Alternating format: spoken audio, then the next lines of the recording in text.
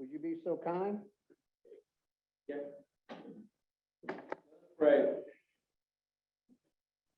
Most gracious and loving Father, we thank you so much for gathering us here to discuss about how we can build this community better and safer.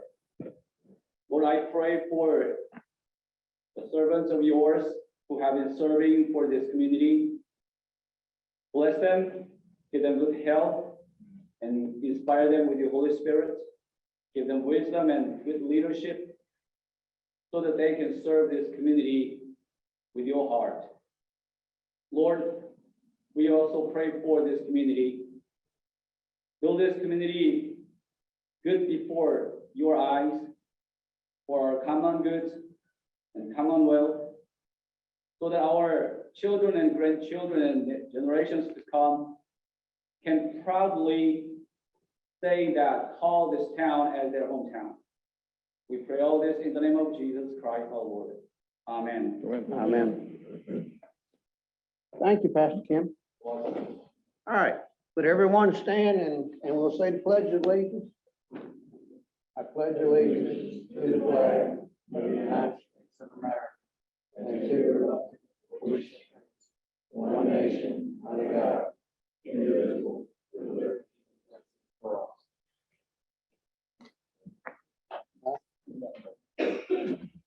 Should have done. Yep. That's your job. Yep. All right, next item is the approval of the agenda. Are there any changes or deletions to the agenda? Any board members have any changes to it? Mr. Tadlock, you have any changes to it? I do not have any changes, no, sir. All right, can I have a motion to approve the agenda? So move. Second. All right, we have a motion and a second to approve the agenda. All those in favor say aye. Aye. All right, the next item is the approval of the minutes. And we have two sets of minutes.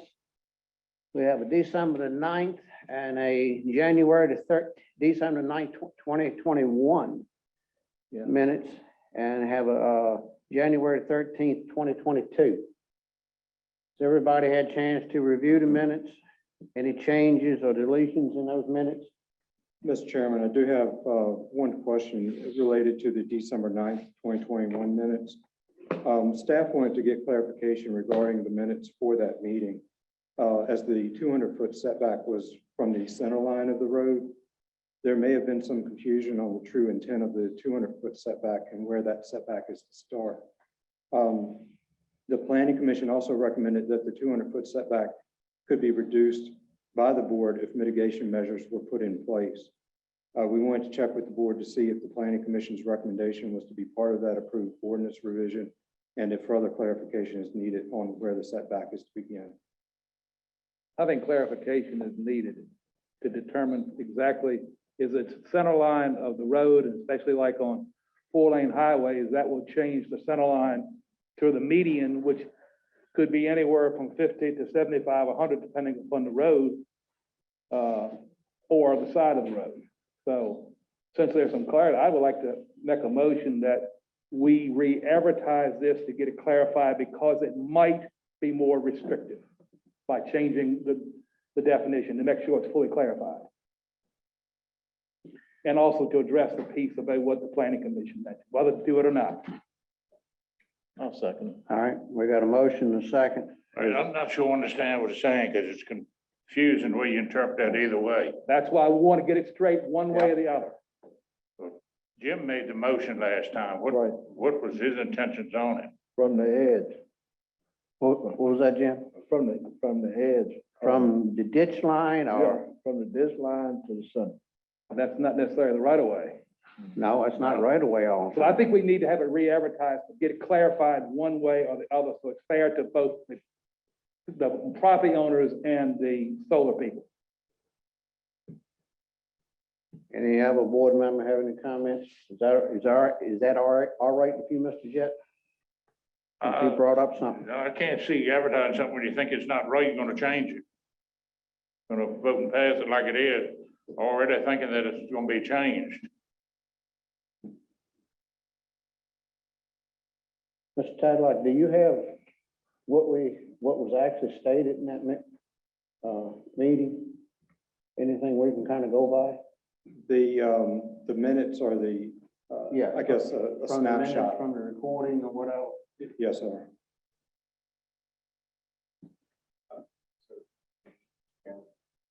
Yes. I believe the confusion lies in the fact that you all had been discussing the fact that you wanted it, the measurement to be from the edge of the road, Right. but the back along onto the property. That's correct. But the motion said to approve the ordinance as presented. So the way it was presented by the planning commission said to measure it from the center of the right of way. So that was inconsistent with what you all expressed as your intent. So that's where the confusion was. And so we had talked about it, conferred with staff, and our suggestion was bring this to the attention of the board, let them consider what they want to do. If clarity is necessary, they can re-advertise it. So your recommendation is to re-advertise? Yes, sir. All right. Well, that's my motion anyway. Jim, a second. All right, you? Yeah, I think it's need to get it right All right. the first time. Any other discussion on that motion? If not, all those in favor say aye. Aye. All right, we will re-advertise. Okay, thank you. Thank you, Mr. Gregory. Mr. Tadlock? And now I make a motion to approve the December the 9th, 2021 minutes. Second. All right. We have a motion, a second to approve the December the 9th, 2021 minutes. So on mine, I don't know when y'all was on mine on board docs, it's December 9th, 2022. We know. Yeah, Yeah, it's on mine too, but that needs a correction. We'll get that. We were just anxious for the new year, so I like it. I can understand why. we'll get that corrected. I didn't know if it like it on your paper copy or not, but. Yeah. All right, we have a do we get a second on that? I second All right. Have a motion, a second. All those in favor say aye. it. Aye. All right. The next item on the agenda are the presentations. And we have VDOT here. Mr. Beal? Good to see you today, sir. Hey, good to see you all. Good to be seen, right? Good to be seen, Mr. Beal. Thanks for having me. Just a brief report. January was busy with winter storms and looks like we got another one this weekend, so we're gearing up for that. We've been able to patch some potholes and also keep up with some sign maintenance as well as address work orders countywide. We have some brush cutting planned on 201 and then some shoulders to repair on various routes. And it is the season for potholes. So if you see them, if the public sees them, I would encourage you to report them at 1-800-4-ROAD, that's FOR road. Let us know where they are. We appreciate your assistance finding them so we can get them filled. I know last month there was a question about that area outside of Burgess on 360 where we have some barrels. There's a pipe failure there. It hasn't changed much since that June storm last year. We did send there is a contract out for procurement right now. It closes March 1st, and I hope we'll be able to address that this summer. The 2022 pavement schedule has been advertised and recommended for award, so we have a bunch of paperwork to do to award that. And I'll add those routes to this report, hopefully next month. Everything else, there are no other changes on the report, so if you all have any questions for me, I'd be happy to take them. Yes, I have some pothole right below the public library here in Eastville on the left side. Pretty large.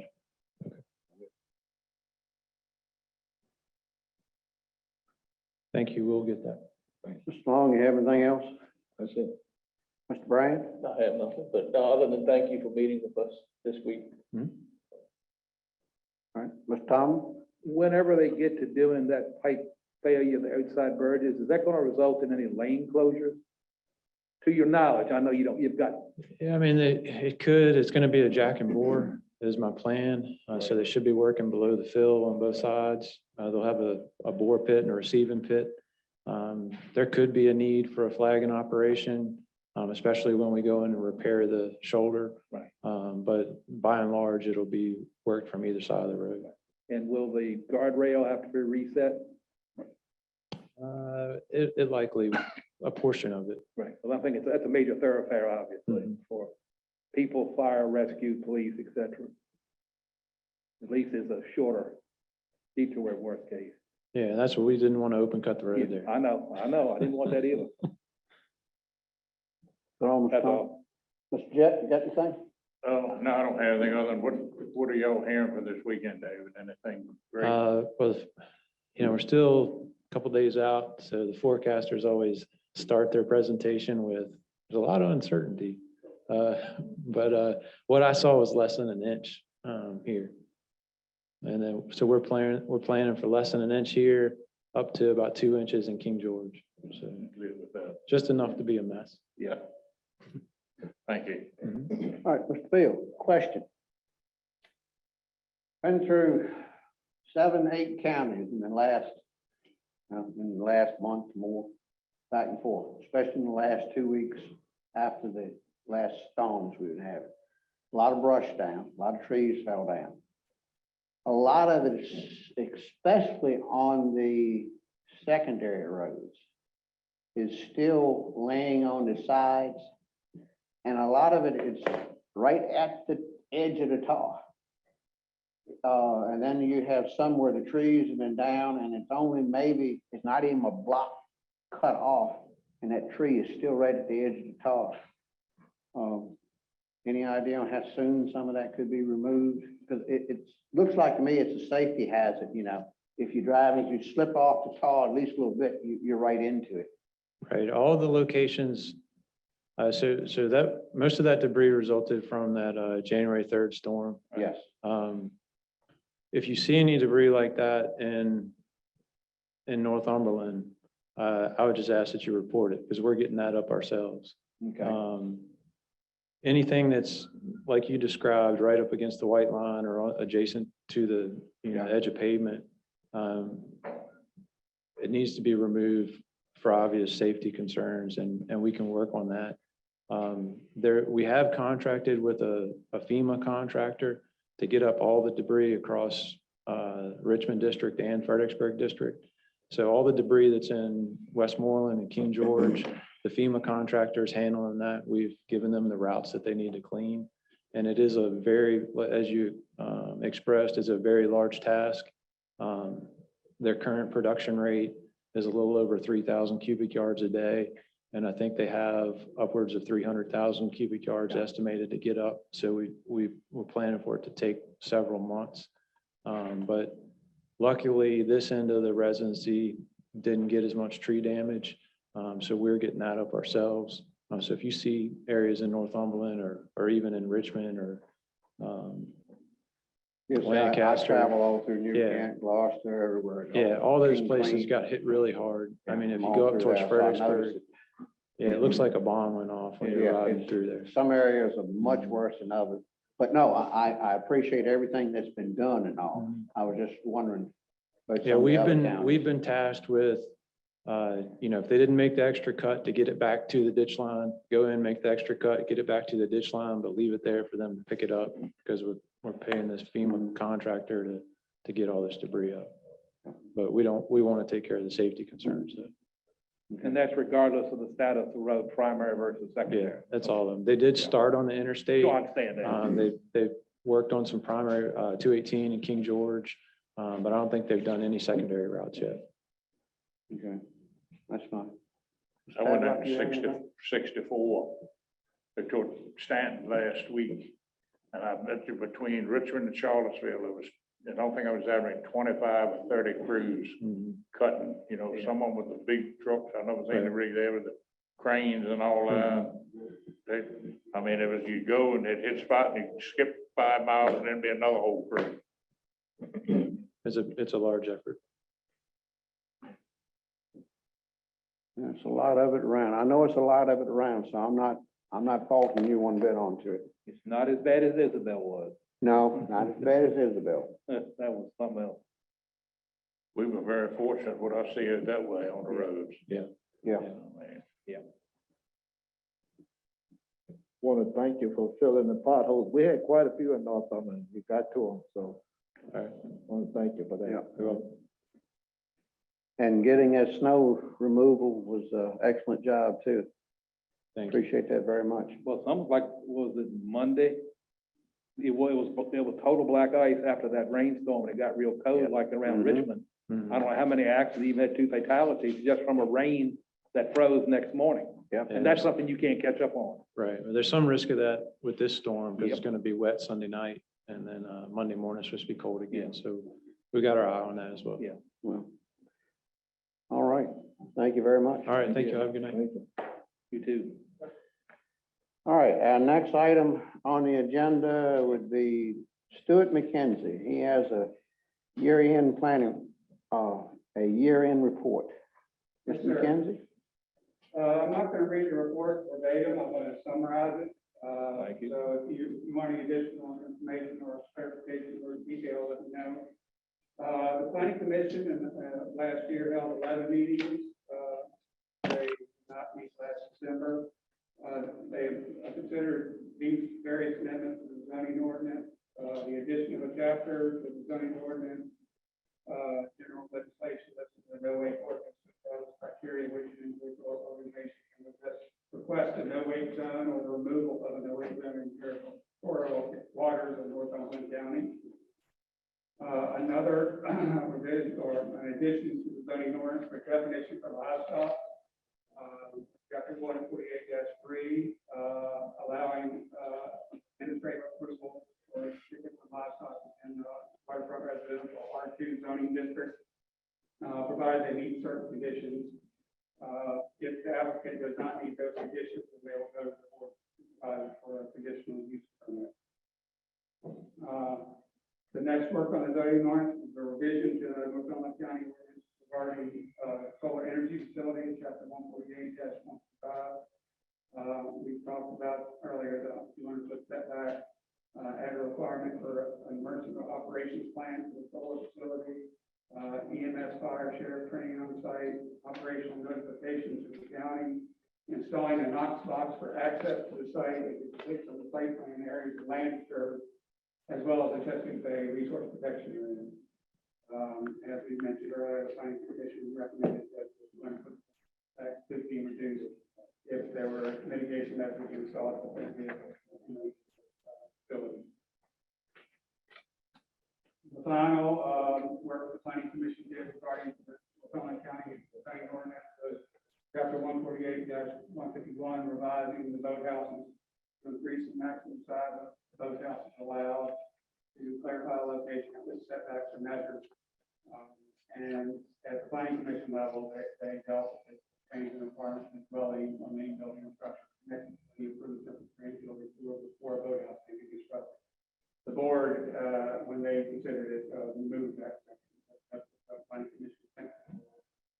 There were no rezonings in 2021. There was another public hearing at the planning commission held last May 2021 for the first capital improvement plan that was sent to the board of supervisors. And other work the planning commission worked on was increasing public water access. Have recommended a comprehensive plan to propose a canoe kayak launch adjacent to the Great Wacomico Fishing Pier on Route 200. The board of supervisors approved the project and directed the planning commission to use funds from the Northern Chesapeake Bay Access Authority to pay for the project. County staff are still working with VDOT to get the land use permit application to submit for approval so that we can create a new kayak launch underneath the bridge Route 200. The next section of the report is a board request, and combined boards of supervisors, board of zoning appeals, and wetland board considered 73 requests during the 2021 calendar year.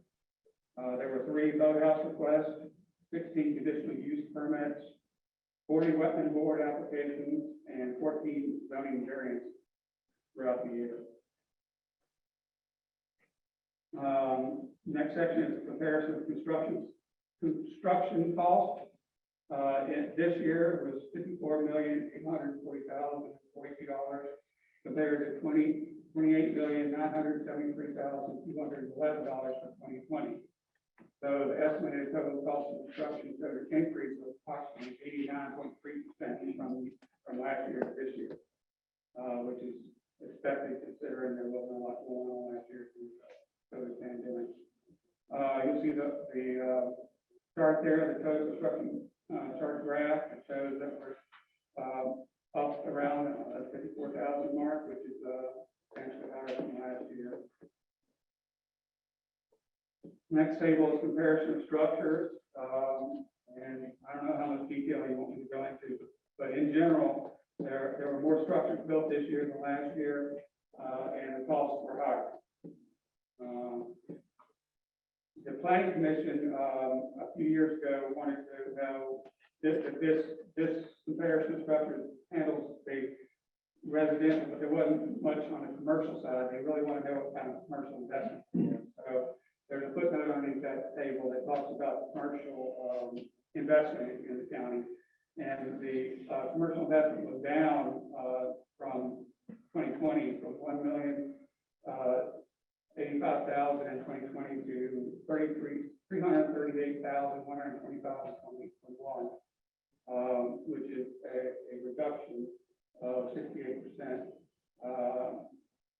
But the county didn't invest $6.9 million in upgrading the Callio and rebuild. And that's one of the reasons we have such a.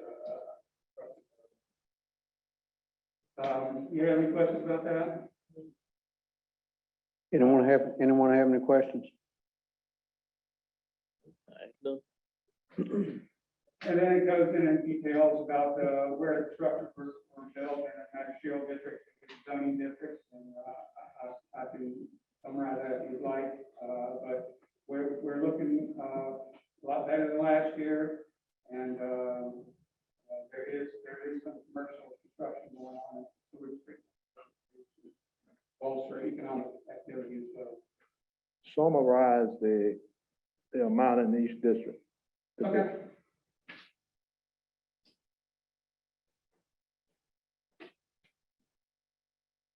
In Fairfield District, there were 38 new constructions. In Eastville District, there were 9 new constructions. In Lotsburg District, there were 13 new constructions. And in the Pamlico District, there were 18 new constructions. Thank you. And a majority of the houses were built in waterfront residential. There were 18 houses, structures.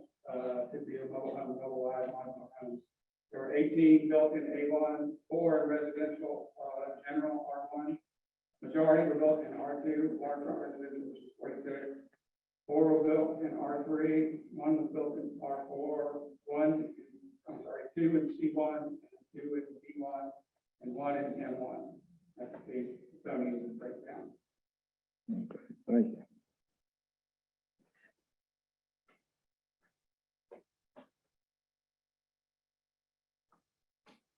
All right. Mr. Kenzie, you have anything else? No, sir. There were quite a few wetland applications, 9 boathouse applications, and 96 applications for private piers. In addition, there was a lot of shoreline applications. A lot of people bought property, and then the first thing you want to do is put a dock on it, and then protect the shoreline. And then they build a house, Okay. or do all 3 simultaneously. All right. All right. Any board members have any questions on this? If not, Mr. McKenzie, that was a very, very good report, and I thank you very much. Yes, sir. All right. Our next item on the agenda is Sheriff Beecham, update on the radio committee. I believe he was going to join by telephone if he's on. Sheriff Beecham, are you on phone or?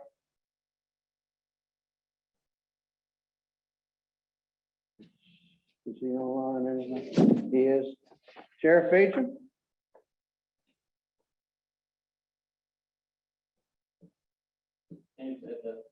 Star six. Sheriff Beecham, would you push *6? All right, I'm here. I'm pushing everything, so I guess I'm in now. All right, okay, Sheriff Beecham. All right. Just don't push your trigger. Yeah, I won't do that. Not much to report tonight, Mr. Chairman and board members.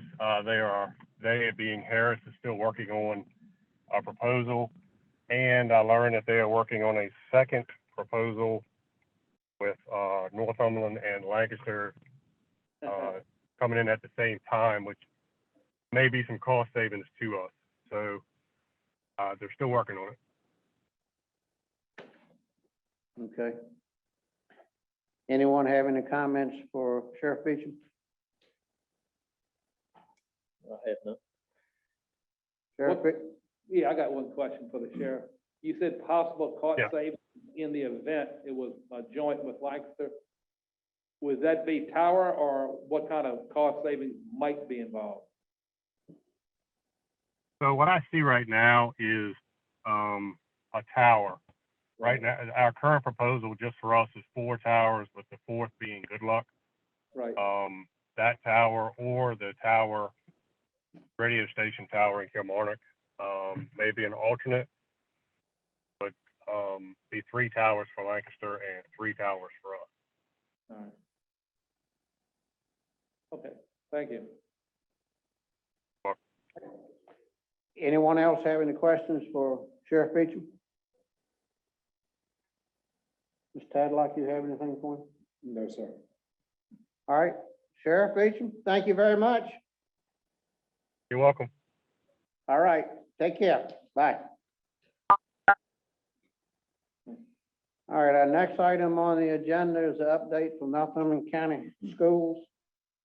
I see there was a little blurb in here from the schools. I guess everyone had a chance to read that. Do we have anyone, a representative from the school who would like to speak? Yes. Good evening. Good evening. I'm Denise Mazik, District 3 School Board Member. And I did confirm that you are in receipt of an update from Dr. Wargo. I don't know if you've had an opportunity to read it yet, but there are no updates at this point. Any questions that you may have, I'm certainly willing to take them back. I would like to applaud the school, which I haven't heard anything, but with the politics of mask, no mask, and all of that, I would like to applaud the school for continuing to provide the education to our kids and not let the politics interfere with day-to-day school operation. I will take those accommodations back. All right.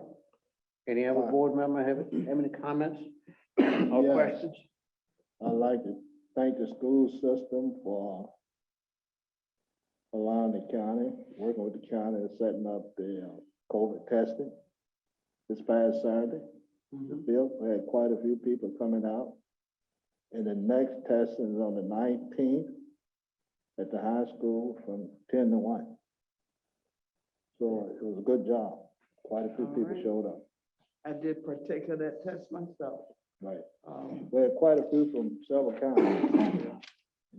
Yeah, and that information as far as the advertisement is in your update.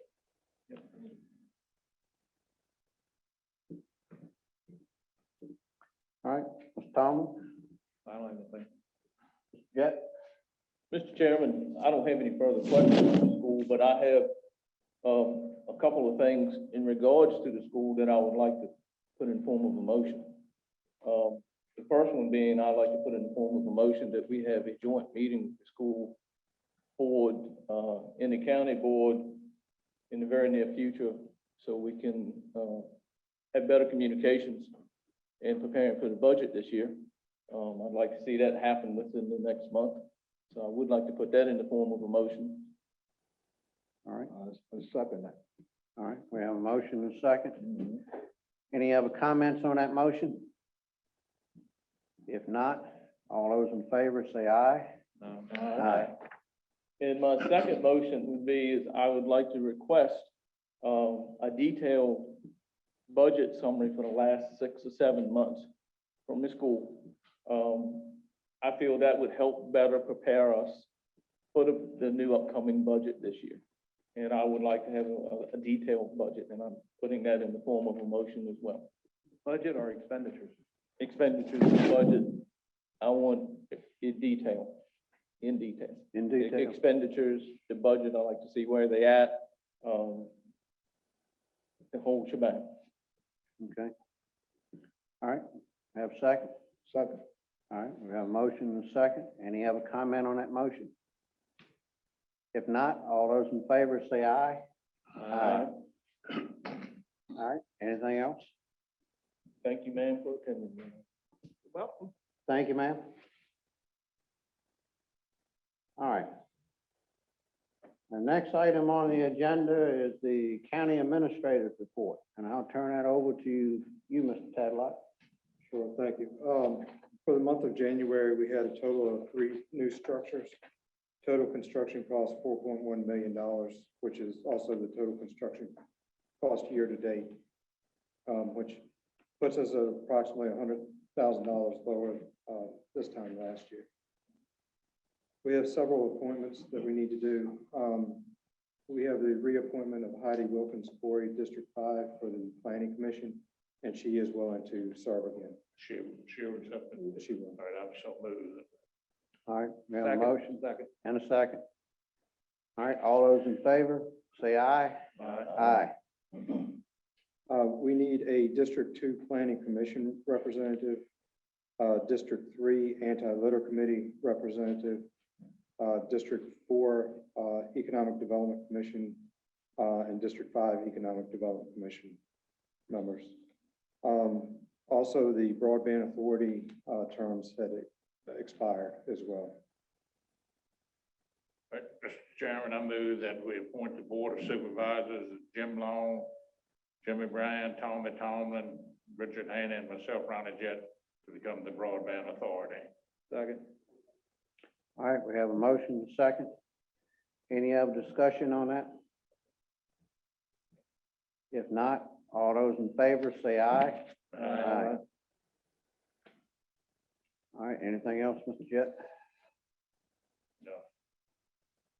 The District 5 Economic Development Commission. Yeah, we're down a member in District 4 and 5 on that commission. That would be Tom and Jimmy, Ronnie. All right, next item I have is I need a motion to approve the supplemental appropriation for bonuses approved in December of 2021. And those line items are listed in your report. So moved. Second. All right, we have a motion and a second. Any other discussion on that? If not, all those in favor say aye. Aye. Aye. Also need a motion to approve the supplemental appropriation for the comp board bonuses that was approved by the state to be paid out to the sheriff's office in November of 2021. So moved. Second. All right, we have a motion and a second. Any other discussion? If not, all those in favor say aye. Aye. All right, Mr. Tadlock. Need a motion to transfer the funds from the sheriff's office donation account to the general fund in the amount of $4,000, which was used to purchase cameras. And that's going to budget line item 3102-5409. So moved. All right, have a motion, have a second. I'll second it. All right, Is that the cameras that the deputies will wear? That's what I was thinking. It is. is that what it is? Yeah. Okay. Not that I have a problem either way, I'm just curious about. All right, we have a motion and a second. Any other discussion? If not, all those in favor say aye. Aye. The next sheriff's office request was to transfer the donation from the donation account to the general fund in the amount of $75,000. And that was for the CAD system. But I need to talk to Sheriff Beecham about that because of the timing of the invoice. If we transfer that now, those monies would go into his budget. But then if we don't get that invoice before the end of the fiscal year, then it would be turned back to the general fund. So I want to make sure we track those accordingly. So we'll hold off on taking any action until I get further information on that. All right. The next item was the supplemental appropriation for the school board. I was asked to get some additional information on that and just sent some information to you. But if board members have any additional questions on that, let me know. So we can put that on next month as well. All right. Update on Reedville Cali wastewater project. They are continuing forward. I know they've had some delays with the weather. I don't know if Mr. Willard is here. I don't know if he has anything he would like to update on. If not, that's fine. I don't mean to put you on the spot, but. Mr. Willard, do you have anything?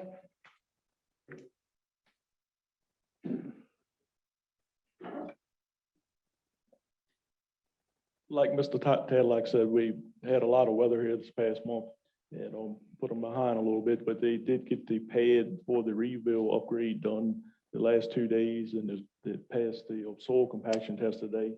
So they should be week after next setting walls there for that. So everything's still in line for the project. So it's just a matter of time. Any board members have any questions? All right, Mr. Tadlock, you have anything else? Not related to the update on that, but I do have other items. I know you have other items. I'm talking to Mr. Willard. I'm sorry. Mr. Willard, thank you very much. Thank you. I'd sit right there in that front seat since you've got a couple more items. You don't have to get up as far in case you, Yeah. All right. I know knees get a little bit worse. Mr. Tadlock. Next item I have is we did receive the bids on the vac truck, and we did receive the one in the amount of $132,164. We did receive a second one, but that was after the deadline and after conferring with Mr. Willard. That did not fit the description of what we were requesting either. The board had previously approved up to $125,000.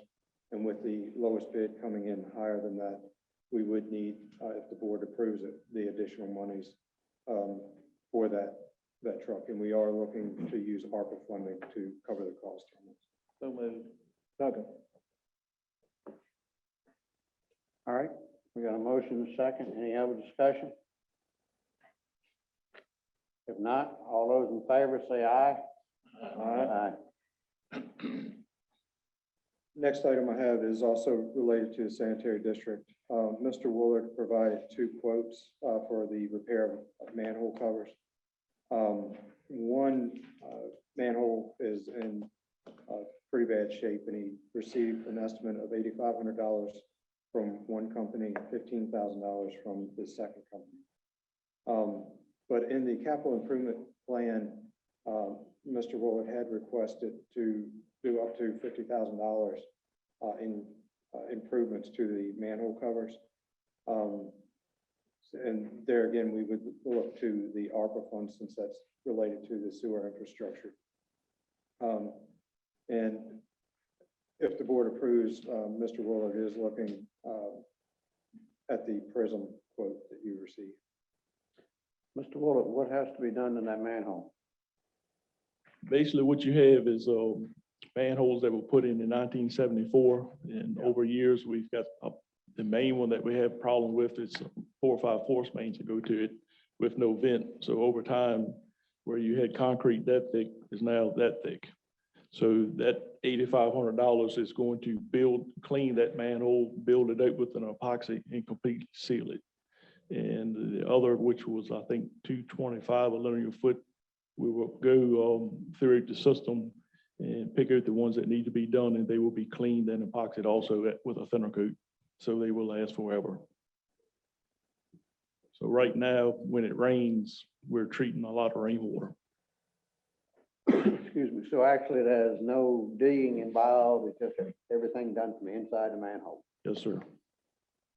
The reason that other one is so high, we've got to bypass those force mains coming into that manhole while the work is being done, and then it'll be put back together. Yep. It's gonna be a Gonna road have to close, stop the flow. Yeah, you don't gonna want. be a road closure, flaggers and stuff of that nature, because it's right there on the side of Fleeting Road. Okay. All right. Anyone else have any questions for Mr. Willett?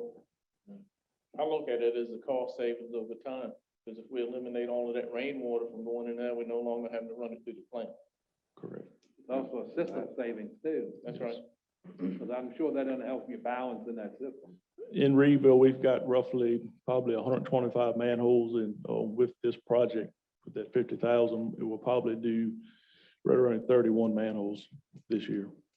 Are all the manholes gonna need to be done in time? Just about, not every one of them, but majority of them will need to be done. Because you've got some that's got roots coming in through seams and hairline cracks and you name it.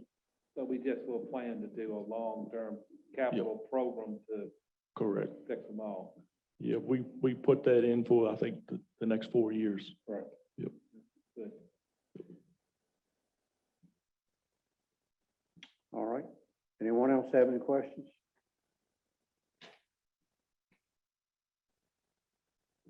Which You need- one You of need a the motion two, or anything, Mr. Tadlock?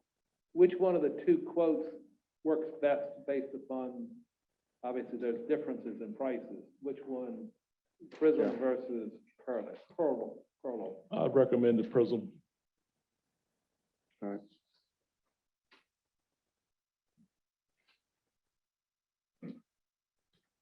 All right. I'll make a motion that we take the Prism quote. Second? All right, we got a motion and a second. Any other discussion?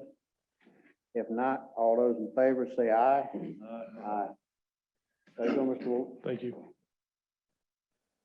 Next item I have is the redistricting committee met on February 2nd and finalized the draft district plan, and that plan has been uploaded to the board docs.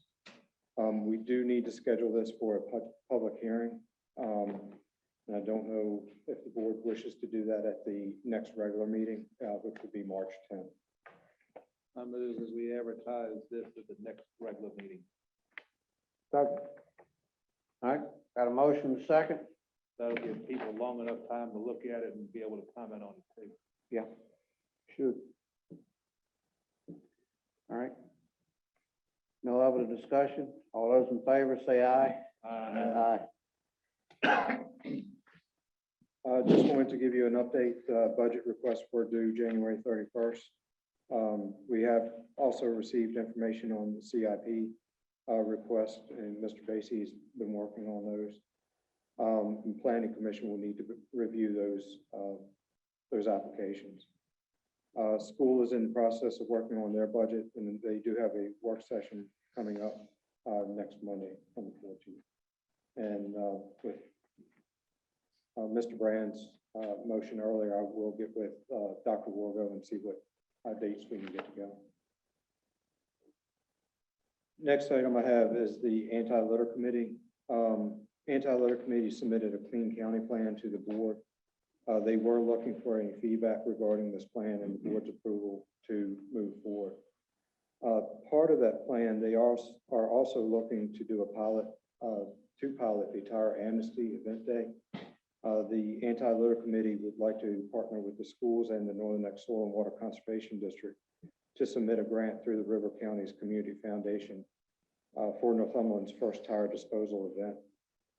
There are no matching funds required for that grant, but they would like to start moving forward on it. I think the application's due April 1st.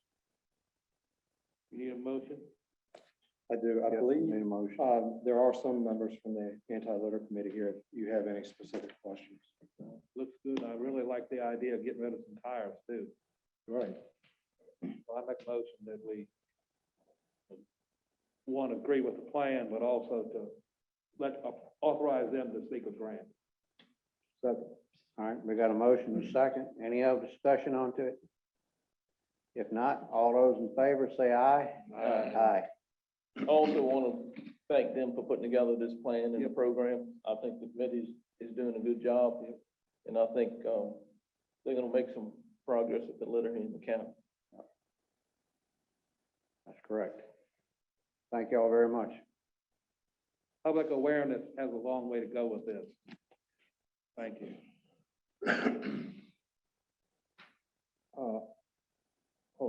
I'd like to make a suggestion to the committee. I don't know if you're going into schools or not. You know, it might be a good idea to go to the schools and have an assembly and let the kids know the importance of keeping the county clean. And I think this will help. And they can carry that message back to their parents. And I think that's a good idea. Okay. All right, any other comments? If not, Mr. Tadlock, we'll go back to you.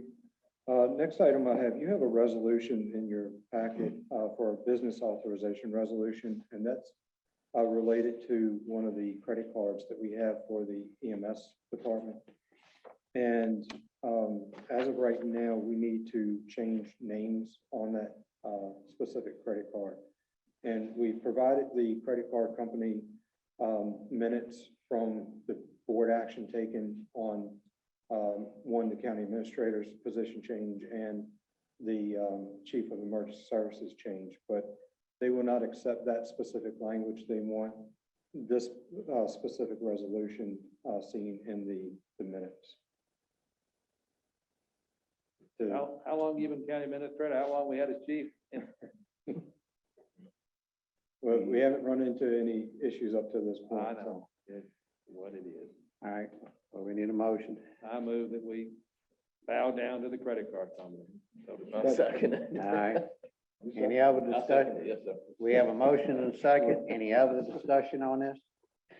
It's kind of ridiculous, but that's what we got to do so they can charge things as needed.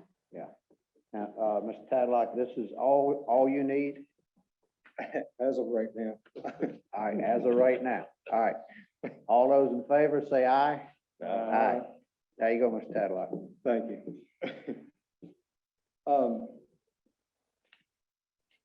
You would think though, I know it's back on this same, you would think they would have a standard authorization for businesses and governments to be able to do that. I mean, a good business would do that when they deal with businesses and government entities. Ms. Dotson has been working on this with Chief Packen and myself, and I know we've signed documents to get it released, and Ms. Dotson has filled out all kinds of forms and sent information in, and this is the point that we're at this point, so. Either that or get another credit card company. Well, it's two choices. That's right. That's the next choice. Sometimes you're better off. Yeah. The last item I have is a resolution recognition to Dana V. Wilson. Whereas Ms. Dana V. Wilson has dedicated over 16 years of public service with the Northumberland County Administrator's Office, and Ms. Dana V. Wilson has demonstrated great leadership and commitment, going above and beyond for all citizens of Northumberland County. And the same Ms. Wilson has dedicated much of her time ensuring the wellness of the county's Board of Supervisors, the County Administrator's Office, the wastewater treatment plants for coworkers and her family. And the same Ms. Wilson effortlessly conquered many challenges put before her for the benefit of the county and its citizens. And now therefore be it resolved that the Northumberland County Board of Supervisors and Administration expresses its deepest appreciation and gratitude for Ms. Dana V. Wilson's faithful service to the county and its citizens, wishing her much happiness in her new endeavors. Be it further resolved that this resolution is hereby adopted on this day, February 10th, 2023. Second. All right, we have a motion and a second. All those in favor, say aye. Aye. Great job.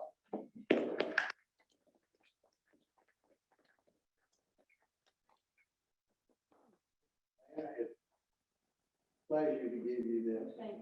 And I hate to see you go. You've done a lot of help, especially to me. You baby. To all of us. Oh, boy. No, but, Yeah, thank you very much. you've been great. All right. Thank you, thank you. The door is still always open, if we'll find something place for you. Yep, that's right. Yeah. Not gonna take your more place no more.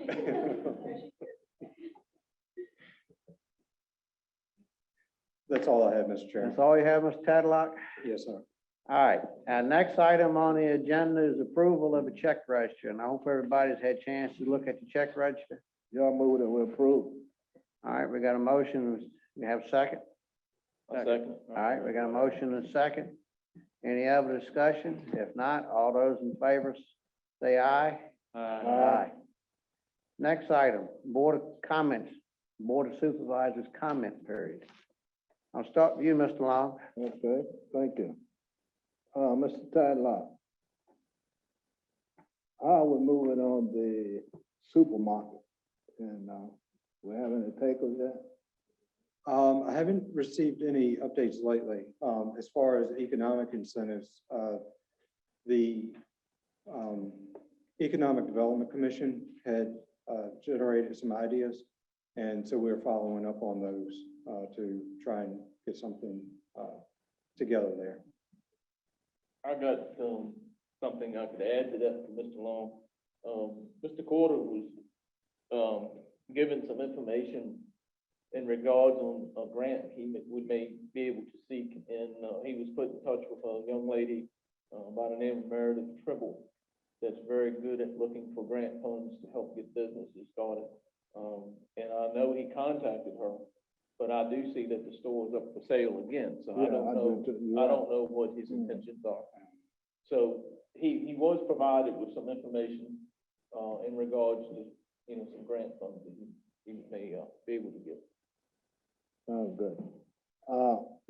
Mr. Tadlock, the budget request from other, in the, county, I know we asked for the school board and others, but how about the health department and the others? Have they put in any requests?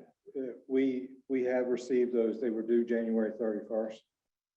So we have received those and we're in the process of going through those now. Okay. Thank you. Is that all, Mr. Long? Yes. Mr. Brand? I got a few things, and I'll be quick. I would like to see monthly staff reports attached to the board docs. The sheriff gives a good report, and we get reports from the school, but I'd like to see something from each department each month as far as a report. It helps when we're asked out in the community, what's going on with this agency or this department. It gives us a little bit of information that we can pass along. And, it looks like we lack a little bit of communication with some of the departments. We have some here. Last month was a good example of good communications when we had Jeremy in here, Thomas in here.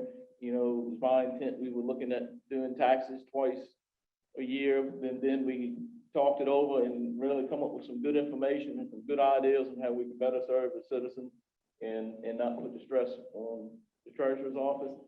I just think we need to have a little more communication between the departments. We need some reports. I would like to see also, like I requested the budget from the school, I'd like to see where we're at with the county right now, with our budget. And I failed to mention this when the school was up, but the parking lot at the old school board office has a very deep hole. And there's a car that's still sitting there that I believe, from what I understand, was damaged when it went through that hole.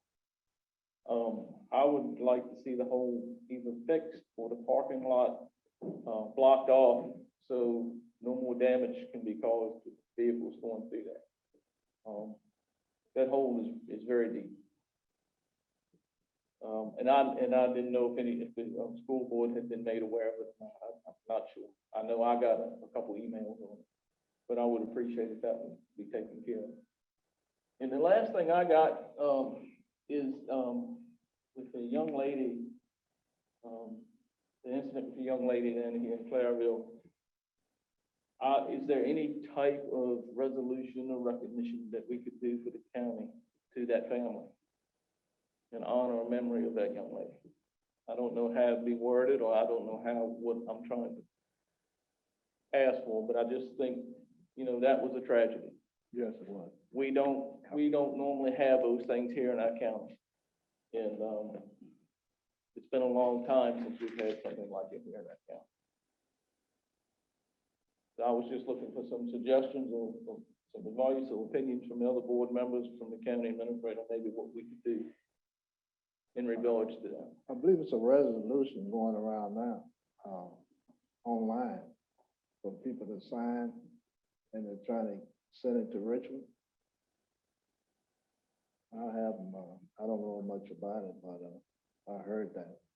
Have anybody else heard it? I have none. It's a resolution to get a law passed that when a store closes, there has to be at least two people on Right. duty, Mm-hmm. which is a cost complication too. Cost calculation, yeah. And then possible liabilities if they don't, et cetera. I mean, you can also look at cameras and stuff like that. I mean, just checking the block on that one does have implications. I agree with the concern and loss. Right. But, somehow if things, have people, if she had been checked on sooner somehow, Mm-hmm. then she possibly could have been found alive, or maybe not. We don't know the timing or anything, but that's what the gist of that resolution is, to require businesses to have at least two employees on duty when a store is closing. It's wise business sense, but that's a economic factor too, especially now when you can't find it, nobody wants to work either, so. But anyway, it's ramifications on both sides, there's pros and cons. Well, I tell you, these businesses are making real good. I mean, anytime two chicken wings cost almost $2, they're making real. Well, good. sometimes you go in the store and want that chicken wing and nobody's Yeah. there to cook it too. Yeah, but the Yeah. price of that chicken wing has doubled Mhm. for the store just to purchase. Well, That's the biggest you problem. still need more than one person now. Yeah. It's as simple as that. Well, sometimes you can go to a store and want that chicken wing and nobody's there to cook it either. Oh, yeah. I've That- done that that a hap- few times too. That Yeah. happens, but it's still, you still need more than one person. That, Yeah. Now, I do see, when I come through at night, I do see some citizens there that are Yeah. right there at closing time now. Yeah. And I would, Not thank on a those reg- fellows for being there. Yeah. They're looking out for whoever is closing, because they don't want this to happen again. No, And- no, we don't want that to happen. you could have lighting and you could have better cameras with alerts, or maybe some alarm, panic alarm buttons that could possibly go back to the sheriff's office. There's things that could be done, but that needs to be looked at on both sides. Right. But that's the gist of that resolution, Ashley's law, they're calling it.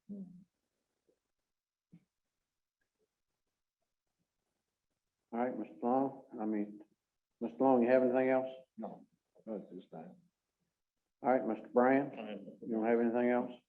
Mr. Tomlin? Two things, since Mr. Brand mentioned the school board office, I'd like the school board itself to decide, are they gonna keep that building, turn it over to the county or what? That's something needs, besides, right now, you're not using it, you don't plan to use it again, what is the school board's plan with the school board office? A lot of electricity paid there for whatever, just like it used to be up at the school board office the old Northumberland High School for the longest time. Yep.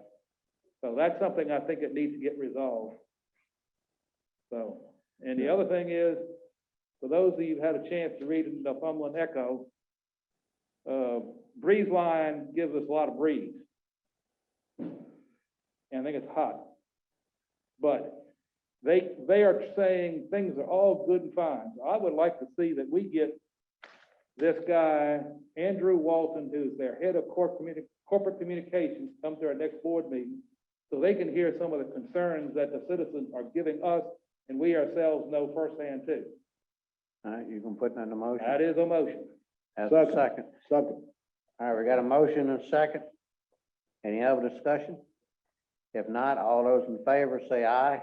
Aye. One Mr. other, Tadlock? yeah, one other thing, Mr. Tadlock, the drugstore, what's the progress? We're We'll be looking at talking about that later. No, wait, hold on, I'm asking him. What's the progress? Do we have any progress?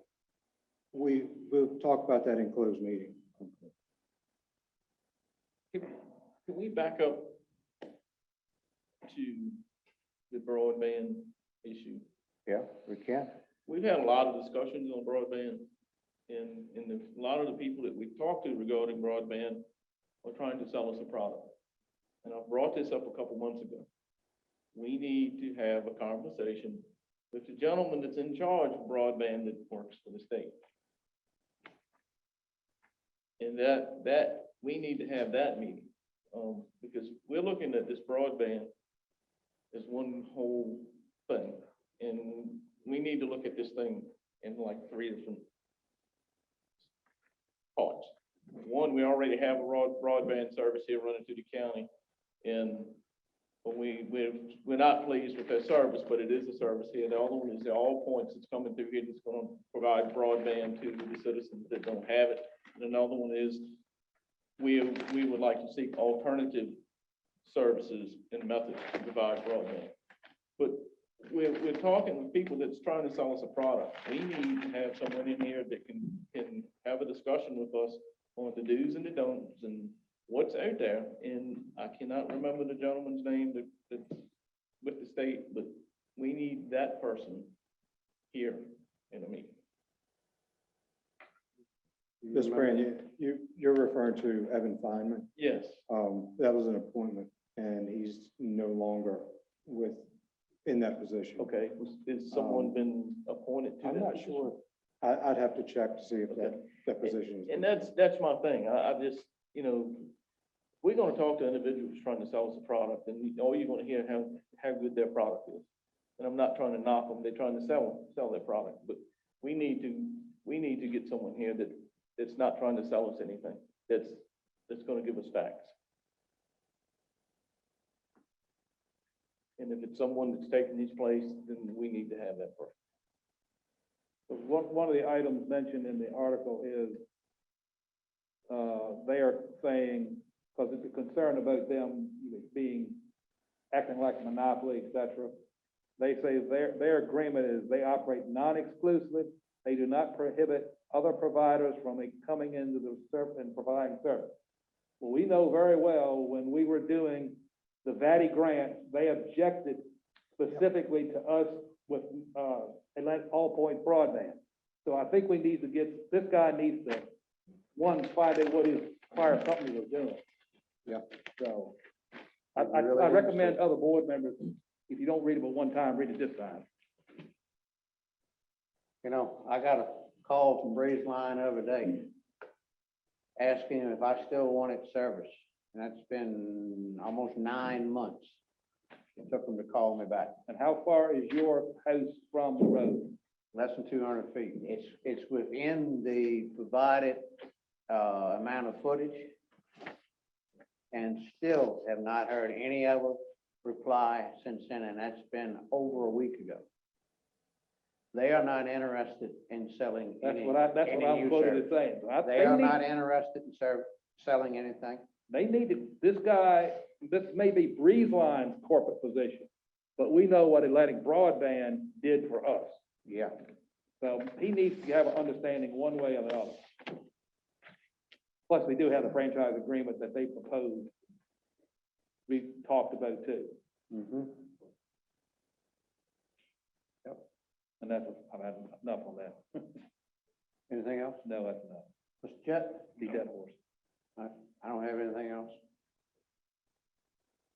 All right, no other comments from the board? I'll entertain a motion to go into a closed meeting. Mr. Chairman, I move that the Northumberland County Board of Supervisors convene a closed meeting pursuant to Virginia Freedom of Information Act, Section 2.2-3711A1 for the discussion and consideration of personnel matters. Section 2.2-3711A3 for the discussion of consideration of potential acquisition of real property for public purpose or the potential disposition of public with real property where a discussion in an open meeting would adversely affect city council's bargaining position on negotiating strategy. Sections 2.2-3711A8 for consultation with legal counsel pertaining to specific legal matters, such consultation or briefing and open meeting would adversely affect the city council's negotiating or litigation posture. All right, Invited to attend the closed meeting necessary to county administrator, assistant county administrator, and county attorney, because they are deemed necessary and their presence will be an aid to the board. Consideration pursuant to Virginia Freedom of Information Act, section 2.2-3712F. all right. Do we have a second to that? Second. I think that form needs one word change, city to county. All right. We're not a city. Don't want to be one. Yep, we can. Mr. Tadlock, I know you noted change. Yes, sir. We'll get that straight. All right. All those in favor, say aye. Aye. Aye. Ladies and gentlemen, we will be going into the next courtroom and we'll be back right after our closed meeting.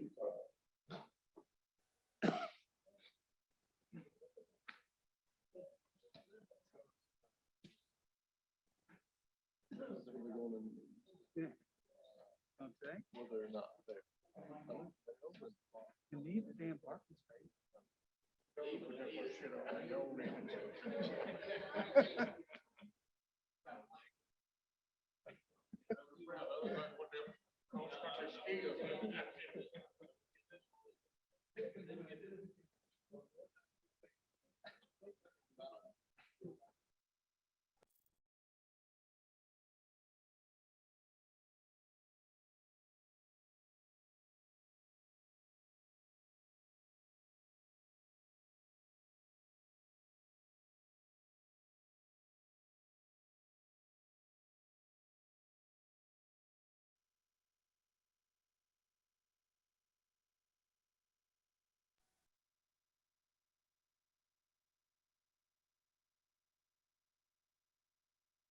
Meeting back to order here.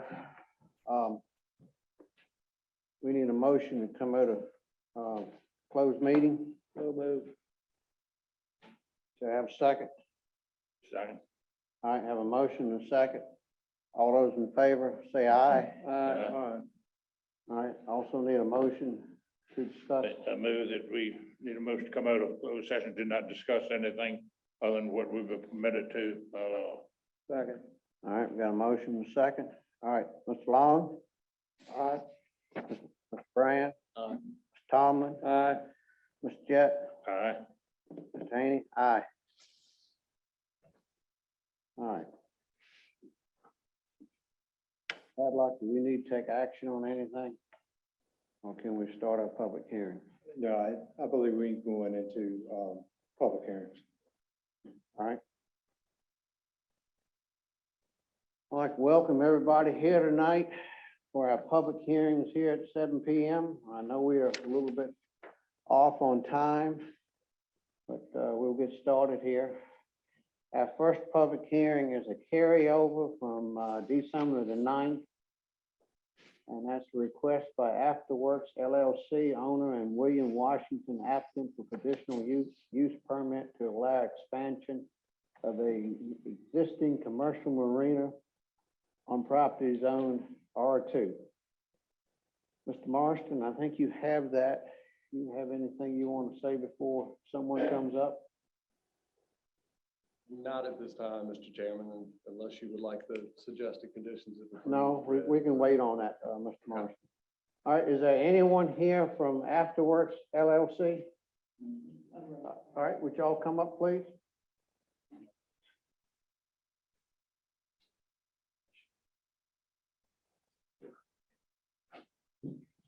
Lewis, how you doing tonight? Ready, Mr. Chairman? Yes, sir. Ready anytime you want. Mr. Chairman, Board of Supervisors, I'm Curly Lewis, and I'm the agent for Mr. Washington. And also Mr. Washington is here, who is the owner of Afterworks LLC. In the past 42 years, I have sent a lot of jobs to the Board of Supervisors in this county, but I've never had the opportunity to come and present one before. So everything is changing after COVID. To get you up to speed and make sure we're all on the same sheet of music, November the 12th, I submitted an application and drawings for Afterworks LLC, which involved 4 projects. They were on the original drawings as projects 1, 2, 3, and 4. VMRC asked me if I would separate these projects by having projects 1 and 3 together and 2 and 4 together. Why they did that? Because 1 and 3 was considered maintenance of an existing marina, and it did not have to come before the Board of Supervisors, nor did it have to go before the Wetlands Board. Projects 2 and 4, which we're here for tonight, had to come before the Wetlands Board and the Board of Supervisors. So I redid it, sent in a new application and drawings for projects 2 and 4. So if you want to look at computers, hard copies, or whatever you have in front of you, we can begin by looking at these 5 sheets of my drawing of what is coming before you tonight. Page number 1, of course, is a vicinity map.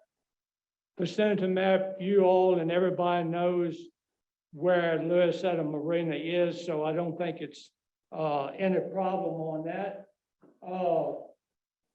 Sheet number 2 is my plan view drawing, which shows projects 1 and project 4.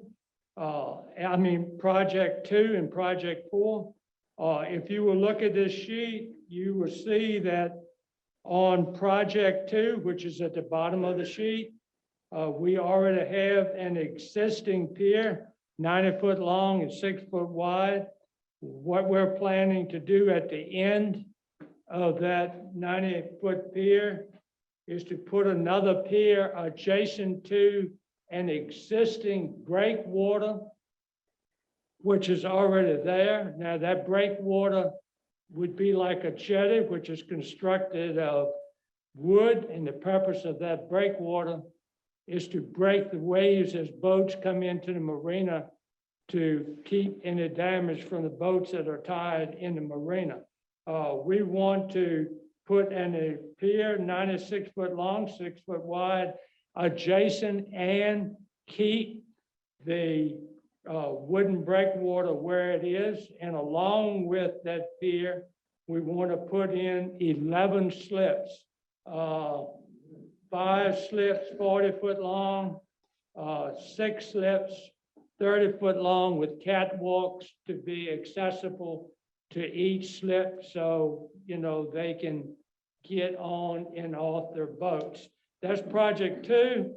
Project 4 at the top of your plan view drawing is a new proposed pier, 192-foot long, with a 8-foot T-head on the end. Also, this will provide 16 slips. Let's see, there's 7 slips, 40-foot long, and 9 slips that'll be 30-foot long. So this consists of the proposed project that we have in front of you tonight. Going on with sheet number 3 of 5. Mr. Allen, the next door neighbor to Mr. Washington, gave William a copy of the riparian apportionment survey that was done in 1998 by Mr. Warren Ortiza. And what Mr. Washington asked me to do was to begin where I left off on the drawing on page number 2 and complete the survey around the riprap, the concrete wall, all the way over to the property of Mr. Allen, which is what is shown on sheet number 3. Also on that sheet, I have put the proposed pier that Afterwork LLC is proposing with the slips on there. Also, I have taken the copy of the riparian survey that Mr. Allen gave us, and I have put that on the drawing, in which my drawing is at a larger scale than the one done by Warren Keyser. But you will notice that the lines on the riparian survey are the same. The bearings and distances are the same on the lines of apportionment that Mr. Warren Keyser had on his, except that it's at a larger scale. And as you look at this drawing, you can see that the proposed pier is all on the property in front of the lot that Mr. Washington owns, and also the marina that Mr. Washington owns. No part of it goes across the line of apportionment on Mr. Allen's property in front of that. The last 2 sheets, which I know you're familiar with, are just 2 section drawings, one of the 6-foot wide pier and the other one of the 8-foot wide pier that he's planning on to construct. November the 12th, the date on our original application, Mr. Randy Harding, who owns the oyster shore in that area, has signed off on the adjacent property owner sheet, or a sheet for the oyster shore, saying that he has no problem with it, and he's giving Mr. Washington permission to do it. January the 12th, the Northumberland County Wetlands Board approved the request to expand the marina. February the 9th, 2022, the Virginia Department of Health stated that the existing facilities were acceptable for their proposed, or for our proposed expansion. I'd just like to say in closing of my part of the presentation, Mr. Washington has been working with the Allens on this project through correspondence and talking to them. That's all I have. I know you may have some questions about the marina that I don't know anything about, but I'm giving you what I have done, the application, and explain the drawings to you. Thank you. Do you have any extra copies of what you were talking about, the 1 through 5 pages? Well, all I've got is the 1 through 7, the original application. I have 1 copy. If somebody can maybe Philip can address this. I'm not. I can certainly give you my copies. Can you get, all I've got is the original application, which is 1 through 7. So,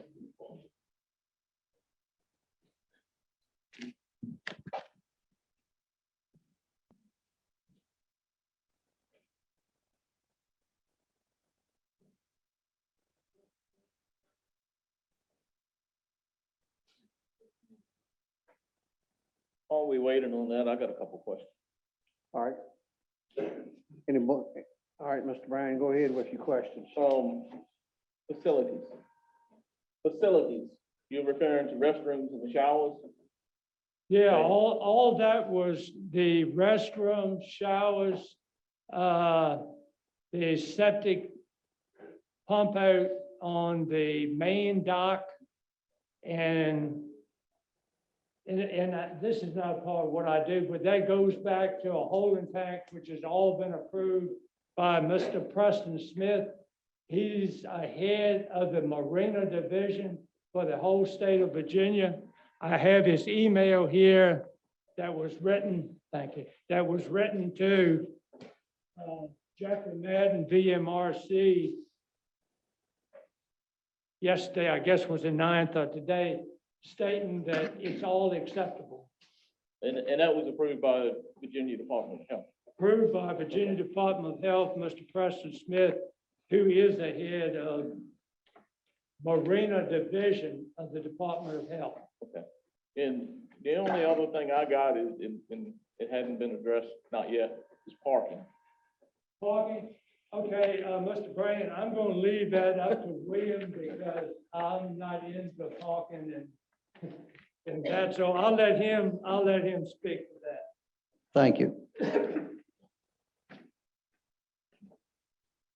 We haven't had any issues with parking since I've owned the marina, and we have quite a bit of parking, especially in the summertime when more people do visit the marina, because we clear off that road of all the boats that are along that road right there. So it's probably 200-300 feet of parking right there. And then we also have a lot of parking on the backside of the workshop over by the restrooms and all the way around to the other big house on the Potomac River. I mean, anybody's welcome to come down. There's a lot of parking.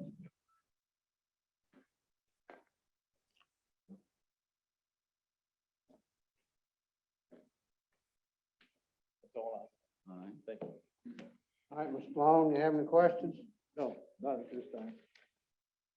All right, Mr. Tomlin? No, I don't have any questions. I just want to say VMRC doesn't necessarily tell us what doesn't come under their purview. The VMR, as to give you an example, as some of you may remember they wanted that reservoir, the King William Reservoir. They got all approvals everywhere, but VMRC turned it down because there's different jurisdictions. I'm not saying it makes any difference, but I'll ask Mrs. Marston later whether or not 2 and 4 are actually within our purview or not. You're just repeating what VMRC, I know that, Colonel. So I'm just saying VMRC has their jurisdiction and we have ours. So I know Curly does a very good flat drawing. He's always done it. He used to work for my father, so that's why I know. Always love your drawings, Curly. Mr. Tomlin, thank you. Old people like me have problems hearing, and I can't really understand you with that fast. I understand. But if it's okay, it's okay. We go with it. Yeah. All right, Mr. Tomlin, you have anything else? No. Mr. Jett, you got any questions right now? No. All right. Since no one has any questions left from the board, I will open the public hearing. I would like to ask Mr. Marston one All question. right, go ahead. What is on regarding 2 and 4? Are they before us or is that because it's maintenance? What is the position of the county regarding 2 and 4? 2 and 4 are the actual expansions of the marina that are. 1 and 3 then? 1 and 3 are not before us. They Okay. are replacement. There's no Okay, expansion. just want to make sure we were straight on that. Yes, sir. But from the county, not necessarily VMRC. Yes, sir. I sometimes have hard of hearing too. All right, Or memory. no other questions then? No. All right. No other questions from the board. I'll open the public hearing. Our first person to speak would be William Washington. He was You were there. just up, Mr. Washington. Our second person is Dover England. Good afternoon, gentlemen. Good afternoon, sir. Some of you I know, and some of you know me. I've been here about 15 years now, and I've dealt with Louisetta Marina the entire time I've been here. I'm boat poor. I have two of them over there, and I launched the third one over there. The marina is now getting to the place it's best I've ever seen. It's getting better, it's getting easier on me, because I've got some age on me. It's hard for me to get around and do things like I used to, but I'm gonna stay there till I can't do this anymore. If William will let me stay there, they have improved this marina. You guys know about revenue, you deal with that every day. And that's what I'm looking at here. I'm looking at revenue for Northumberland County. We need to do some improvement. Louisetta really needs some improvement, and now they're starting to do it. They're handling their water system, their ditch lines. And when we get a bit heavy rain, we can't drive down the road. I can't go check on my boat. Now they're starting to clean that up.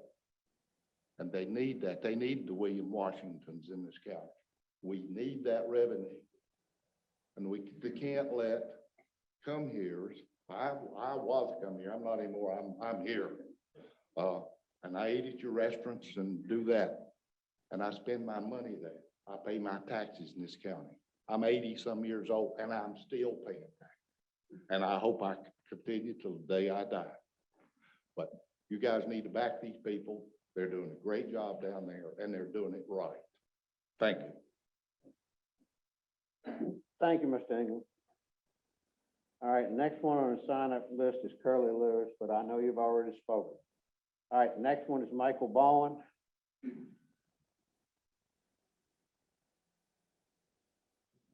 Yeah, I just want to basically say the same thing he said. I mean, we are very fortunate to have this man to come in this county and spend this money, and he's doing it right.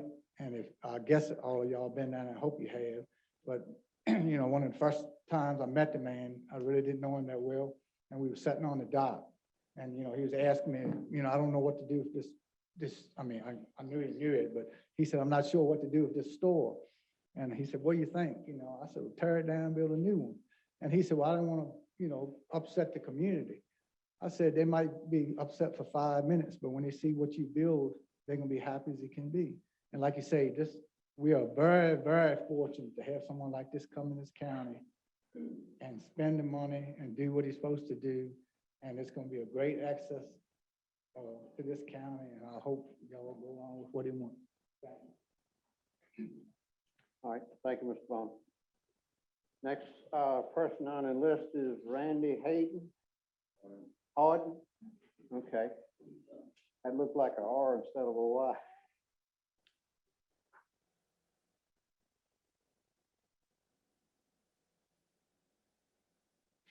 Good evening, gentlemen. Good evening.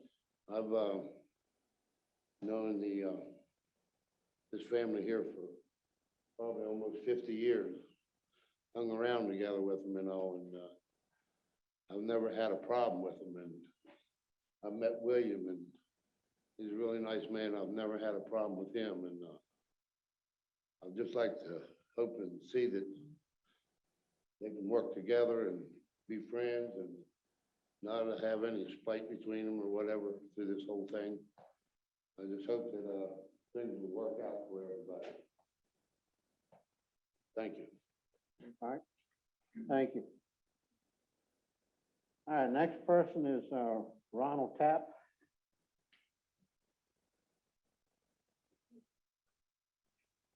Good afternoon. I work at Louisetta Marina. The marina was built in 1873. And there's probably, I know there's been more work done there in 1 year than probably in the 147 years that it's been there, and it deserves to stay there. It's part of this community, and now I'm part of this community, and I just want to see it grow for everybody here. Thank you. All right, thank you, sir. Our next person to speak is Monica Shimmerman.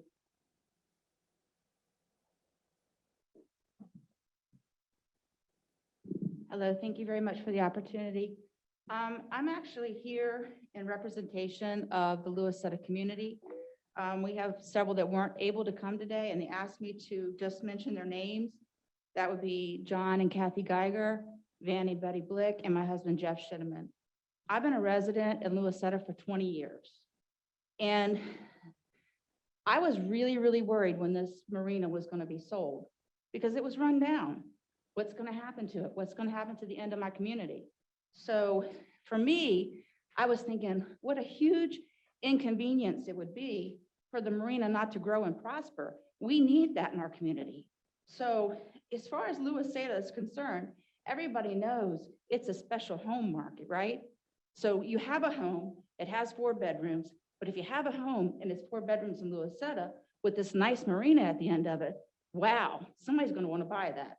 So for me to see the marina just grow and look so nice, and at the end of it, not have a rundown marina, but have a place that it's pleasing to the eye. Again, I don't know if you guys have been there, but the whole yard is cleaned up. So you mentioned parking. The parking is fantastic. You know that big concrete boat that's been there for like, I don't know, 100 some years? It's gone, and it looks great. So we need to support prosperity, and I hope that you guys can see that, because having this marina and not a rundown one, they need to be able to grow. It's a limited amount of slips in there, and we know slips is what helps pay the rent. So thank you for the time. For some reason, I'm nervous. I don't know why. So I just wanted to say thank you, and the parking, sir, is great. Thank you, ma'am. All right, next person to speak is Patricia Piscoco. I hope I didn't mess that all the way up too much. Not much, no. No, not much. Good evening. My name is Patricia Degon Piscopo, and I live. He would have never got that. Thank you. I'm a neighbor of the marina, and I've lived on Doctors Point Road for almost 20 years. I'm still a come here to some people, but I don't consider myself a come here. It is so nice to have the marina now. We have, if you go over there, I have a boat, so I can't speak highly enough of how people are so helpful over there and so kind about it. It's got the small town attitude that you don't find everywhere. And the people are really great. And the restrooms are perfect. They're nice and clean. They're brand new. Everything about it is an upgrade. And I can't say enough about it I just hope it's supported and that we have a beautiful marina there. That's it. Thank you. Thank you, ma'am. All right, next persons are William and Mary Allen.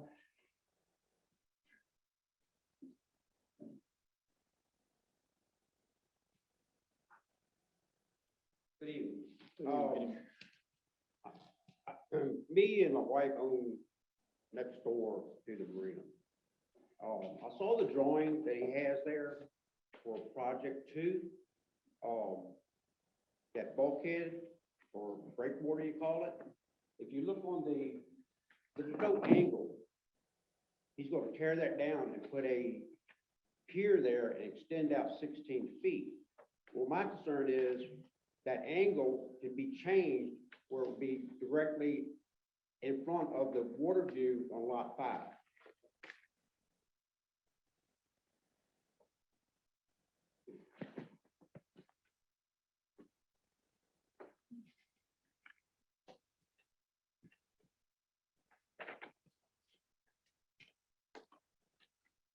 You see what I'm talking about with there's no angle, no drawing that shows what the footage is or angles where it's going to protrude out into that. Kung River.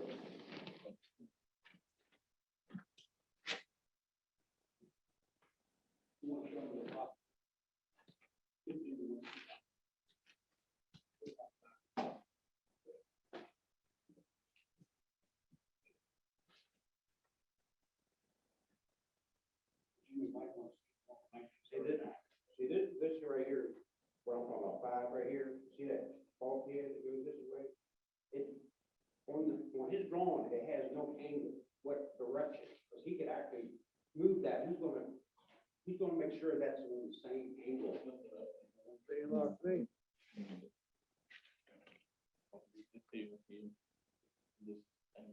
I think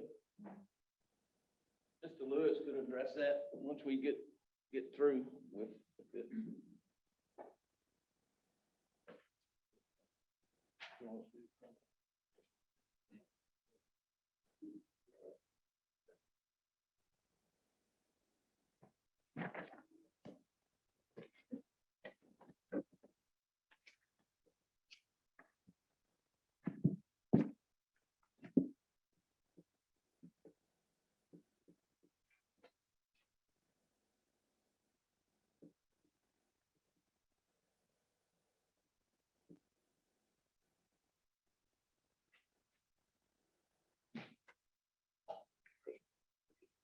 Richard, you bring them over here and lay it here and let Carolyn look at you.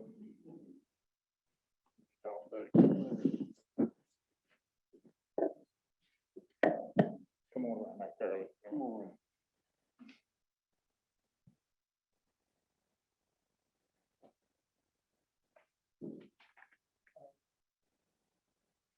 Could you have him come up here and explain to me what he's talking about? Come on, Mr. Allen. This side? No, let me straighten up. See, right, I'm talking about this bulkhead right here. This is the bulkhead right here I'm talking about, that he's gonna put a dock in and then put slips out this way. Right. All right, for, my mom owns this 5A, and me and my wife own 5. Right. So, but on the drawing that you have, it shows no angle. This could be what the proper angle is, it's gonna keep it the same way. Because it. Yeah, I want to see it. The angle, this angle here, and he calls it a bulkhead, okay? What it is, yeah, a wooden breakwater. Well, that is there, and we're not changing that in, we're not changing it out. We're running the pier right up the side. That's exactly what I'm saying, though. When you're drawing, it does not show an angle. Because he's gonna, Okay. because you're subject to change that angle at any time without any knowledge. No, we can't do that because do that. we can't do that because we're putting the pier adjacent this breakwater. We're not gonna pull it out and change the angle on anybody. We're gonna leave that wooden breakwater right there. What I'm saying, this drawing does not show what angle is. Oh, sure it existing. does. Where's the angle at? This is a pier, this is the pier here, this is my pier here, and here's the angle here. No, this is the existing Pier, right? pier right here. here, right? Yeah. So, well, you're tying it in here, but I don't see an angle this way, to make sure it's put back exactly like it is. Well, I'm- I guess I understand what you're saying. That's what, But the breakwater is there now, it's really in good shape. Yeah, because you're showing right here, this is the existing breakwater right there. right. What I'm talking about is this one here, that. Well, that pier's not gonna come out. That pier's gonna stay there. That's right there. That's the same pier that's right here. This is the pier that's here now. Right, that's the Yeah, pier, and this is. This is a proposed pier. Right, this is it's the for- breakwater. Right. Yeah, Right, well, so right what here, what I'm saying, there's no angle that shows on this drawing what it should be, to make sure it gets back into that same spot. Not to move it out this way or this way. Those are the plans that are submitted to DMRC, and Yeah, to I don't us, have it. I they don't see can't it. modify those without Oh, approval. well, that was my concern, was no angle, make sure. I can because- understand what you're that- saying. Because Yeah. this actually be start moving in this territory. Yeah, I can That's right. understand what you're saying, Right. if there wasn't a breakwater already there and established, but since the breakwater is there and it's not coming up. The angle is already Yeah, has set. to The follow angle the is already breakwater. set, We're can't be not changed. changing it. Yeah, no, Yeah, we're but I not, just want to ensure that, Yeah. because I didn't see. Yeah, it there. that's not gonna be changed, and that's the way it is on the No. drawings. that's the way it is.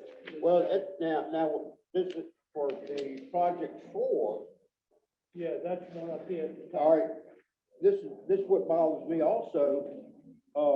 There's no dimensions from this, how far down you go. There's no dimensions here, no footage. Well, oh, okay. I mean, I've got a nail put in the bulkhead where this pier goes. And, this is where this portion, this stop, would at the request of Mr. Allen, then, you know, this right here will fit different scales. But this will fit right over top of this like this, but it's at a different scale. And I've surveyed around here to your line between you and Mr. Washington. All of this here, including the house and marina, is within Mr. Washington's riparian apportionment.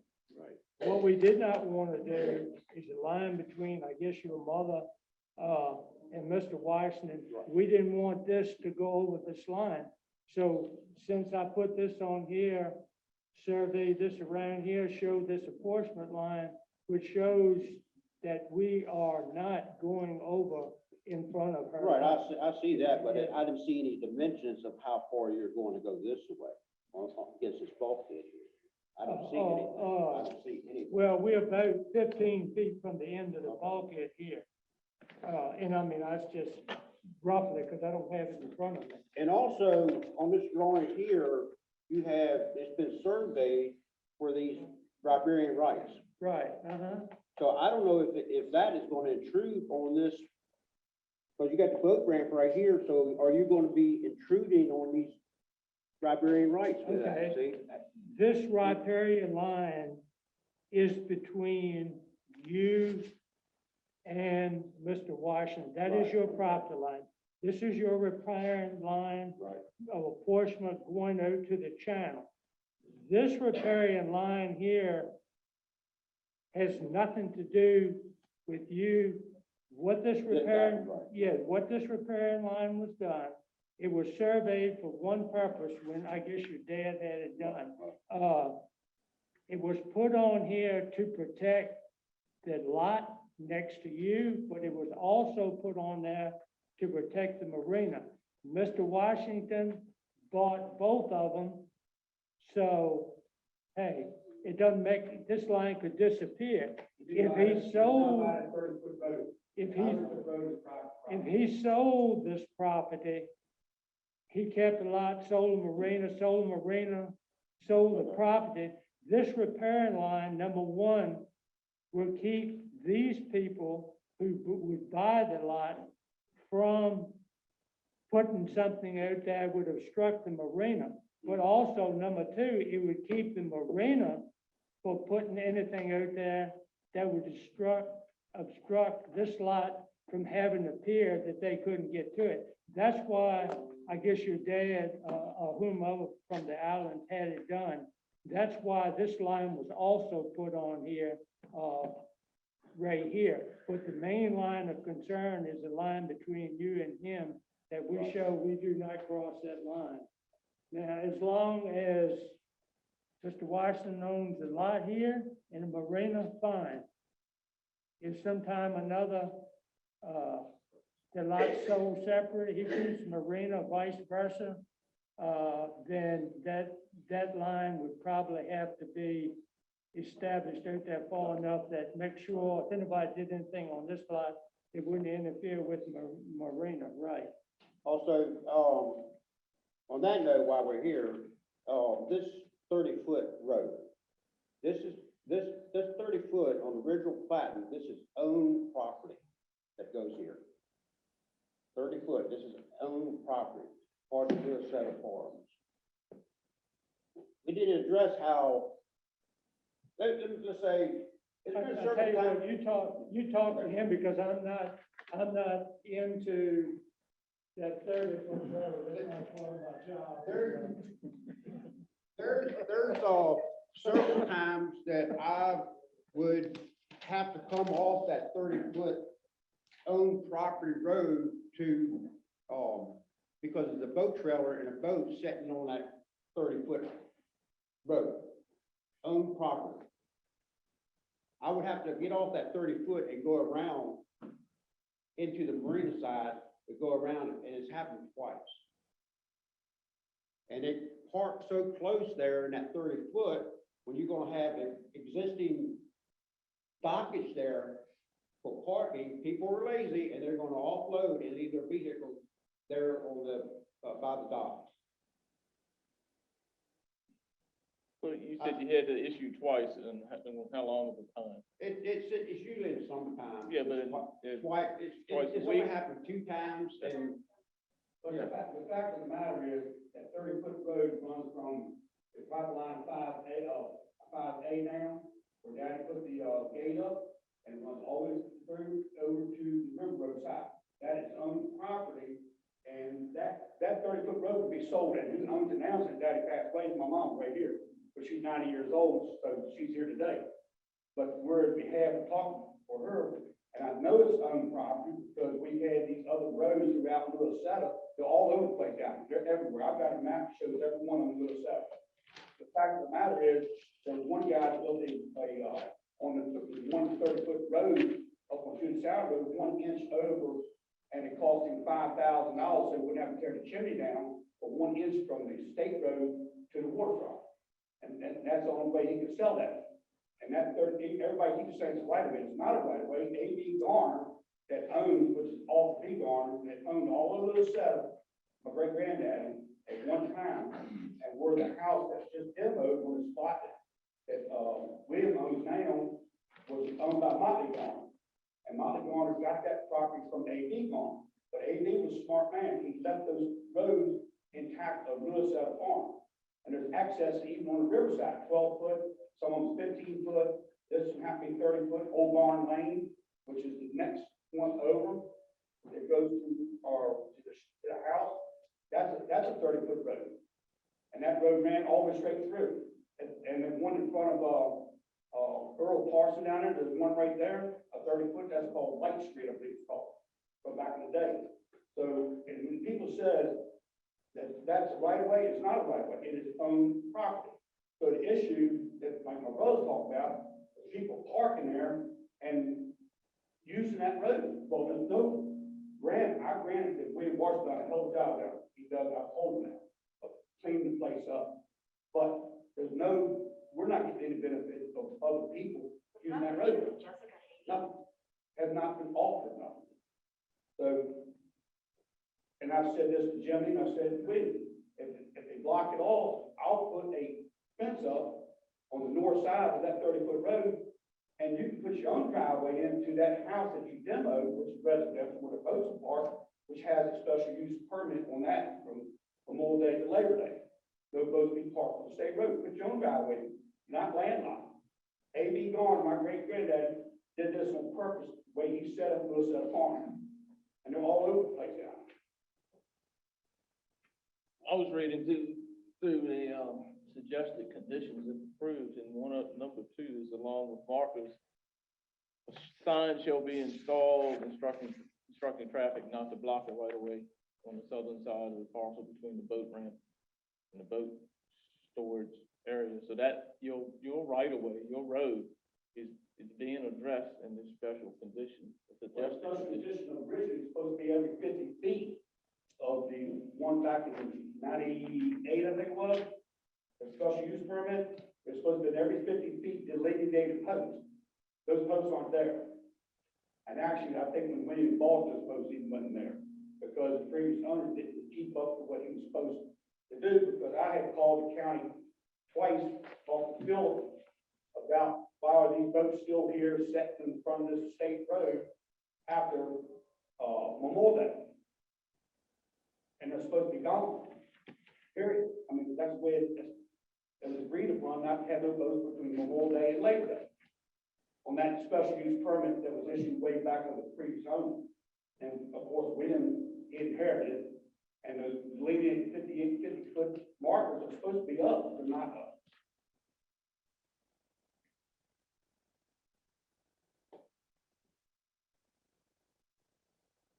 But the owned road, property owned road, boaters are going to use that to get to their dock.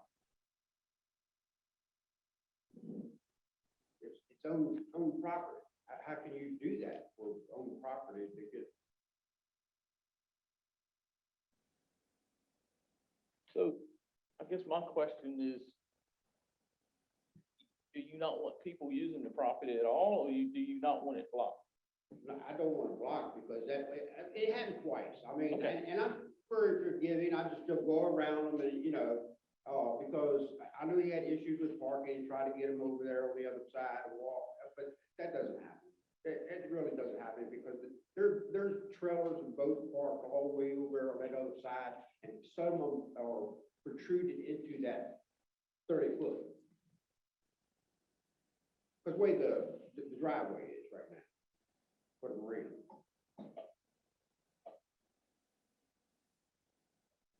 All I got. What do you got? All right. The other one, we probably worked this out about light pollution. I'm on that point out there and I'm out on, and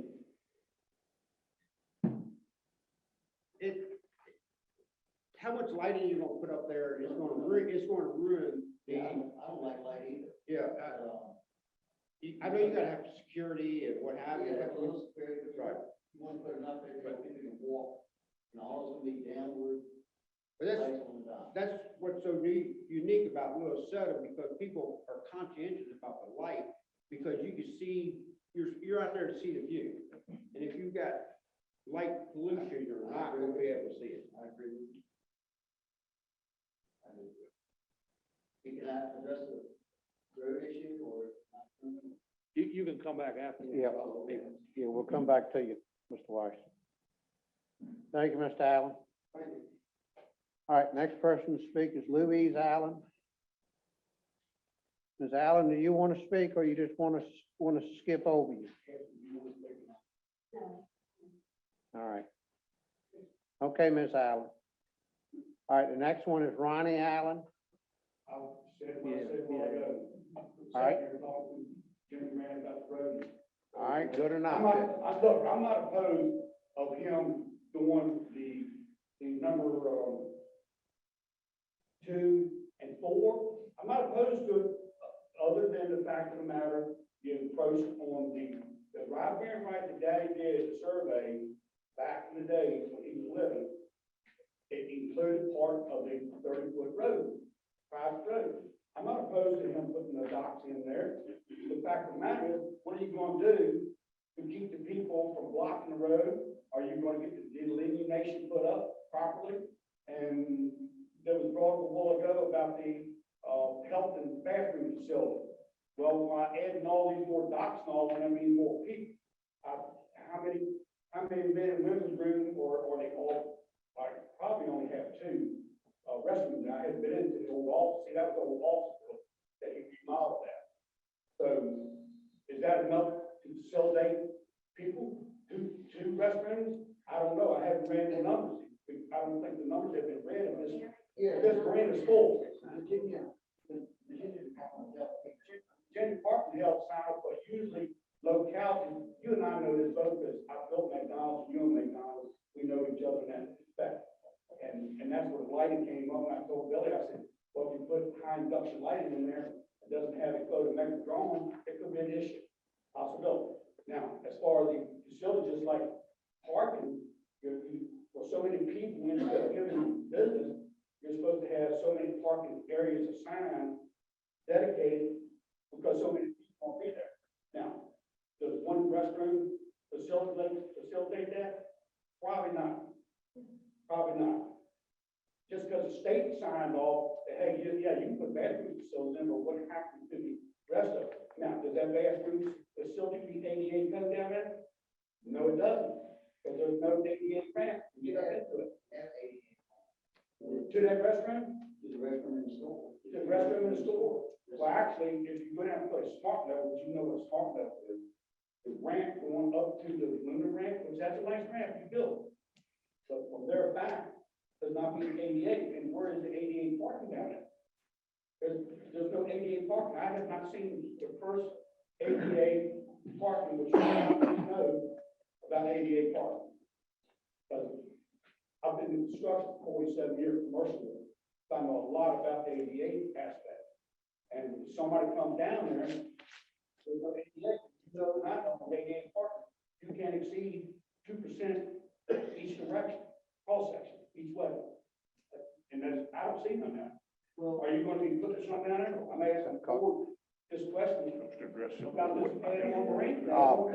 Mr. Allen, Mr. Williams, y'all need to address the board and one at a time, and Right. Mr. Washington, I'm sorry, William Washington. You will be given a chance to comment to all the questions here. That's the last question I've got. All right. Other than the 30-foot private owned road.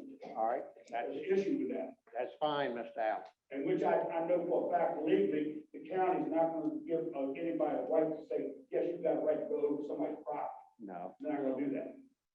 I know that for a fact. I forgot one thing, the issue, I live in Newport News and there's marinas down there like crazy. I mean, everywhere. You have people on weekends that actually, they stay on the boat. When you got so many boaters there, stay on the boat, and you have to have the facilities to meet those requirements, I would think, which they do down there.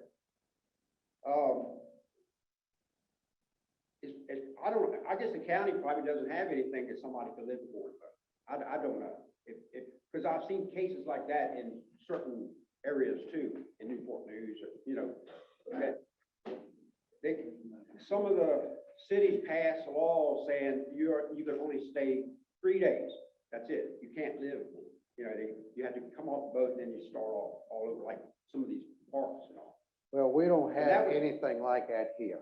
Well, that was my concern about not having nothing, so you could have people stay on board on those lifts and stay a month on the boat. I don't know. Well, that will be up to Mr. Washington, what he wants to do on that. That'll be his marina, the people will be his guests there, staying there, and he can decide what he wants on that. Because I'm just saying there's potential problems when you have that happening, that we're overloading the facilities. Yes, I understand your point. All right. There's no one else on the sign-up sheet? Does anyone else want to speak? Yes, ma'am. Come on up, state your name, please.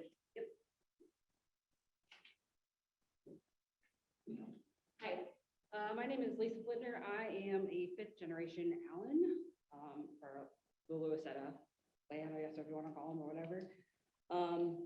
I currently bought 2 other properties in Lewisetta. One that is directly right across from the marina where they launch their boats, and then one that is on 38 Old Barn Lane. I'm happy to see Mr. Washington here. I think he's done a great job so far at turning it around, and the store looks beautiful. He has kept the same integrity of what it looked like and what he's done in the community so far. I'm for it. I think he should be allowed to. Good. Thank you, ma'am. All right. Anyone else like to speak? One other thing to say. I'll let you speak one more time, Mr. Dalton. One other thing to say. Come on. What is? Come on up to the microphone so everybody can hear you. Okay. One more time, Mr. Ingram. Gary. Our personal property tax in Northumberland County. When we are paying for homes, we're paying pretty good amount of personal property tax. When we're paying for a camping trailer with a porta john in it, I don't think we're paying a lot of personal property tax, folks. That is the issue here with me. Okay. Thank you, Mr. Ingram. Anybody else like to speak? Yeah. No. Can't let everybody speak twice anymore. It's only one time. Right. Cut it I'm sorry. Cut it off. I'm not supposed to do that. Yeah. You've had your chance one time. Does anybody else like to speak? Mr. Washington wants to reply. Mr. Washington, would you like to address any of these issues? Yeah, I want to address the issue of the road. We'll certainly do everything, and we want to do everything that the gentleman over here spoke about on the poles every 50 feet, whatever is required. We'll put no parking signs up. I mean, once in a while, a lane will get blocked, 95, it happens everywhere. But, we'll certainly do our best to make sure it doesn't happen. And to please, we're always there. They're always there.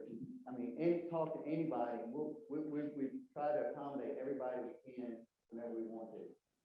So, the lighting issues, I'd love you to come when I pick them at, we'll do it all. So, is that all the questions or?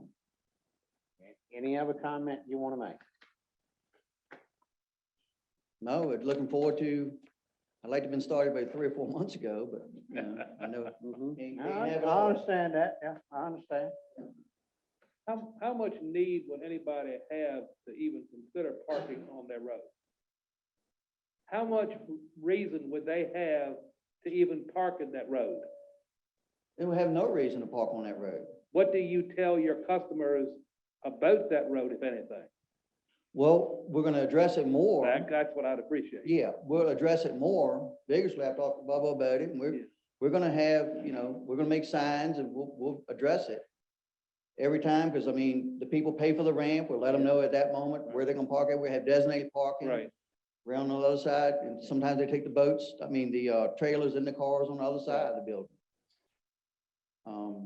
We had, I think a big fishing tournament, we had like 55 families down there, and the road was never blocked at that time either. That was in July. Right. Okay. But please call anytime, please. All right, anyone else like to speak? If not, I'm going to close the public hearing and I'll put the matter before the board. Can we have the conditions read? Yeah, we'll have the conditions read now. Mr. Marston, would you read the conditions? The suggested conditions, if approved, are that all required permits and/or licenses shall be obtained from all appropriate regulatory agencies, including but not limited to Virginia Marine Resources Commission and the Virginia Department of Health. Along with markers, a sign shall be installed instructing traffic to not block the right-of-way on the southern side of the parcel between the boat ramp and the boat storage area. All exterior lighting shall be non-reflective and directed downward. The marina expansion shall be constructed as shown on the joint permit application. This permit does not constitute the apportionment of riparian rights. And the conditions attached to the Upland Marina expansion approved on September 10th, 1998 shall remain and be part of this approval. Would you read the previous conditions also? Any storage of jacks, boat stands must be kept away from the right-of-way on the southern side of Mr. Washington's lot, at least as far back from the right-of-way as the front porch of the house located on the lot 30+ feet. The property is to be kept tidy and clean. No boats are to be parked or stored on the lot within 50 feet of the Virginia State Highway 624 from Memorial Day to Labor Day each year. The right-of-way on the southern side of the lot is to be delineated by permanent marker placed not greater than 50 feet apart. And all right-of-ways or easements must be kept open for ingress and egress. All right, any board members have any questions for Mr. Washington? All right, it's up to the board. I move that we approve this, but I want to add something to number 2, which is suggested condition. And it's part of the first condition is the 50 feet, the post. They have not been put up. And I think that would help out a lot if they be put up as soon as possible and be added to this condition as well. You want to suggest a time frame? I'd As say soon as 30, possible, I'd say 30 days. I would say within the next 30 days. And that's done. I understand Mr. Washington has come in. He's made an investment. He's done a wonderful job down there. I also understand their rights with the road going through there. And I think the best way is to get everything caught up to where it needs to be now, approve this and take it from there. the post should have been put up, and that's something that Mr. Washburn inherited. They haven't been put up. I'm not putting that on him, but I just think that would help, the signage would help.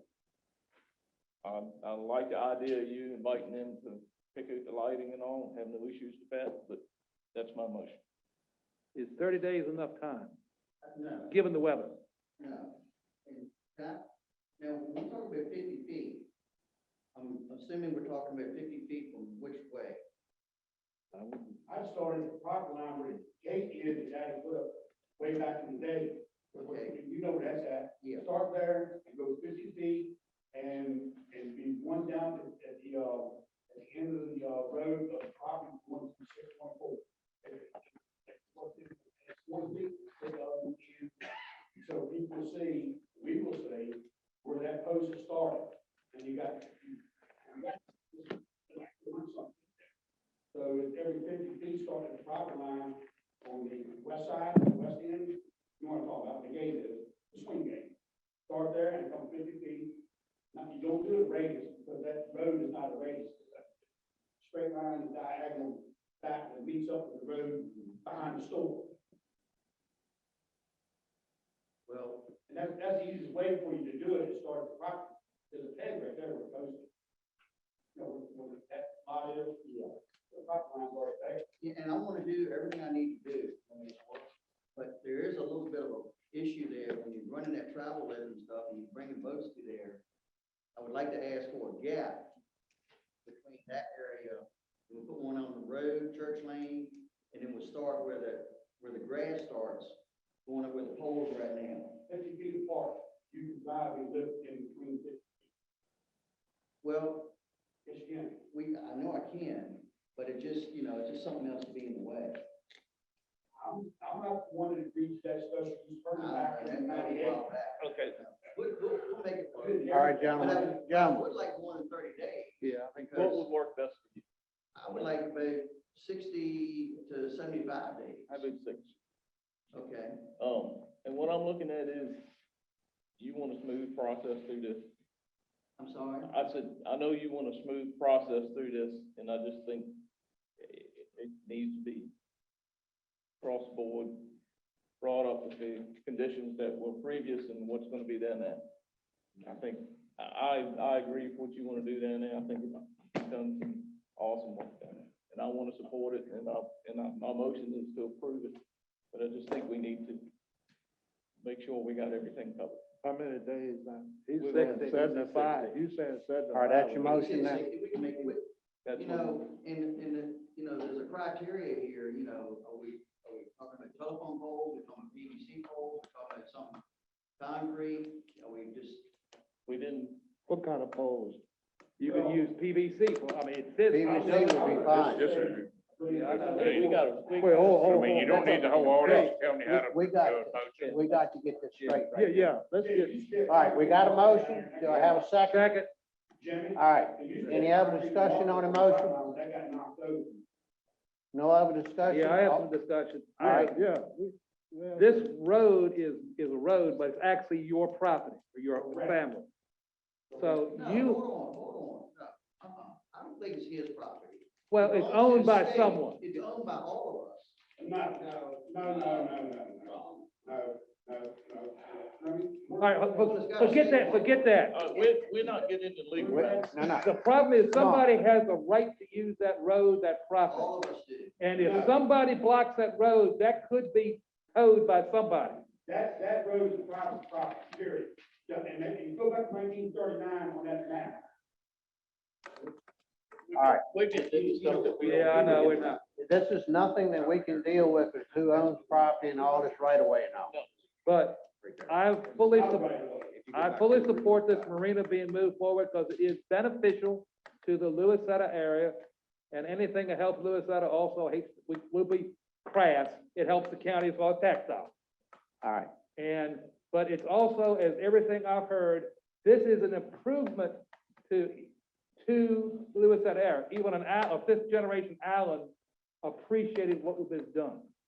I remember before we got married. I understand that, but this is a benefit to the community. It's a benefit to a business that we sorely need business in this community too. So I fully support it. All right, we have a motion on the floor. Yeah, but I think we should, Jimmy said 60. I believe this gentleman said, 75. I'll just, you know, Motion for 60. Motion's for 60. It's Mr. been Long. seconded. I'd like to restate the whole motion. A lot of Yeah, things yeah, changing you're there. right, All you're right, right. Mr. Brand, would you restate your motion? I would like to make a motion to approve his project for the number 2 to do the 60 days for the post, right? All right, And that, you know, I'm just trying to get things moved out where we can move forward with this, and that's my motion. That's All my right. second. Mr. Tallman, you seconded? Yep. All right, any other discussion on this? If not, all those in favor say aye. Aye. The motion passes, Mr. Washington. Thank you, sir. All right. And next item on the list is an amendment to the Northumberland County Code, Chapter 132, Article 8. And Mr. Tadlock, I think I'll let you take care of that. Thank you. Yes, sir. Basically, it's adding new sections beginning with 132-154 for Article 13, due dates for real estate, personal property taxes, machinery and tools, and merchants capital, changing the due date from December 5th to November 5th annually as permitted by the Code of Virginia, 58.1-3916.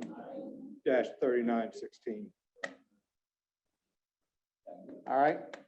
Any board members have any comment on this amendment? I'm not open my mouth. None, Tony. I'd like to comment on this situation. I think it needs a lot of consideration. This is changing something. I mean, I know we wrote a last one 30-day notice, something that's been like this for many years, way before any of our time, as far as I know. I mean, this can affect a lot of people in different ways, like we brought the attention, and a lot of y'all have got the farmers getting the crops out. The people that pay the rent, pay the taxes, they need the rent money from the farmers to pay it. And some of the farmer doesn't get his crops out, the dealer. I just think it needs a lot of consideration. It's changing a lot just to move a due date for 30 days. It can affect people that I don't see what the big idea getting changing something 30 days when we don't know how much it's going to inconvenience everyone else that's on a schedule. All right, any other comments from any board members? Or what does the board want to do with this? You got a public hearing. You got a I know we got a public public hearing, but I mean, Yeah. any other comments? Got All right. comments? I know that, Jim. All right, no other comments from the board. I'll open the public hearing. I didn't have anybody sign up on this, but anybody here would like to speak on this? Please come up and state your name at the microphone.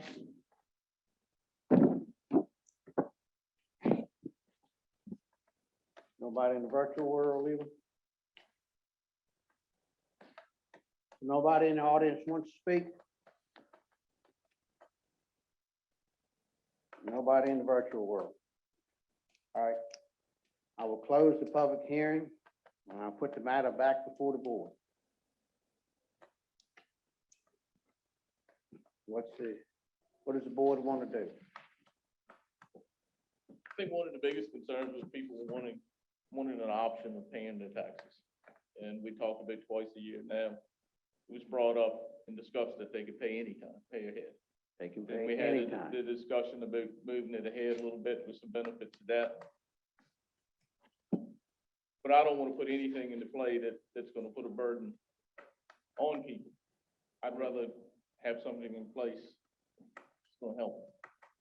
So, I'm good either way, either changing and leaving it alone. I said, I'm really right. Leave it alone. What's that, Mr. Long? I don't believe in changing. I don't think we should change. All right. Mr. Tallman, you have any comments? The date is not the issue. The issue is we have a cash flow problem.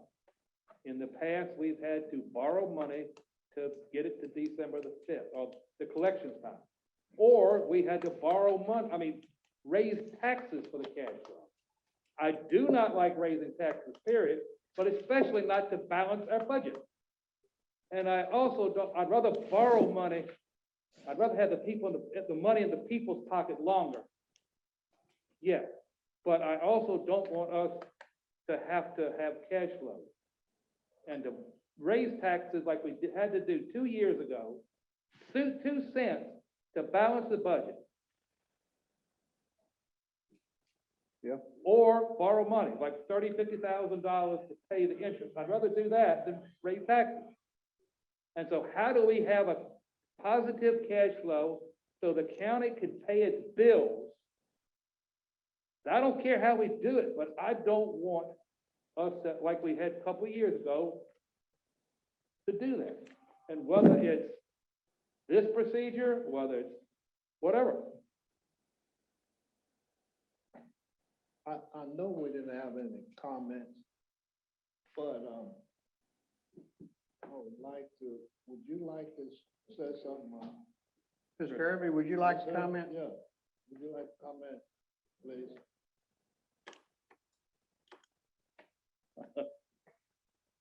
I know you've been waiting a long time. Good evening. And you're looking forward to this comment too. This came up last month as a way to get it away from Christmas, I think. That is, I made the comment that that's what we hear from the taxpayers, that Yes, ma'am. it's so close to Christmas.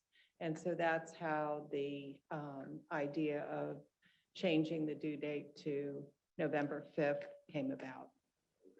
So, Well, don't they have the tax bills before November 5th? They don't have to wait till Christmas to pay if they don't want. this is true. This is I mean, true. they got the tax bills in, so the ones that feel that way.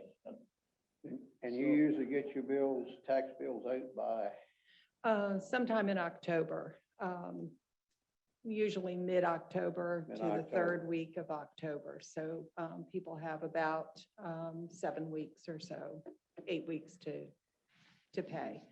And historically, most of the payments come in after Thanksgiving because people will wait until the due date. It's human nature. They want to hold their money. you know, hold it as long as you can. I do it too. So you wouldn't have any problem with November? No, November 5th would work for us and for the commissioner's office to get the information to us in order to get the bills out. But Because all I want him. The county can potentially waive penalties, but not interest. Is that correct? There's one of the two I remember we cannot waive. well, we can waive the penalty and interest given certain circumstances as spelled out in the Code of Virginia.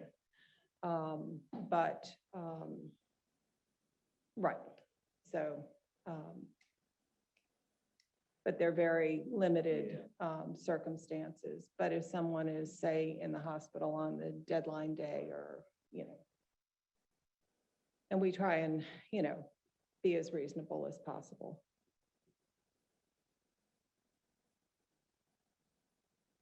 Anyone else have questions?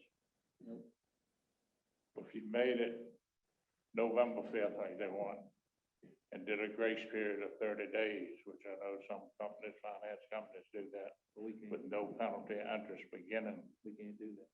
Can't do that, I don't think. It's a grace period. Don't shake your head to hear what you're about to say. But that's, I mean, The Code of how would something Virginia. like that work? I do believe that the board has, by ordinance, can, They change Do ordinances the- every other hour, yeah. That don't make any difference. but I do think that the penalty and interest, the date that starts is up After the due to, date. is by local ordinance.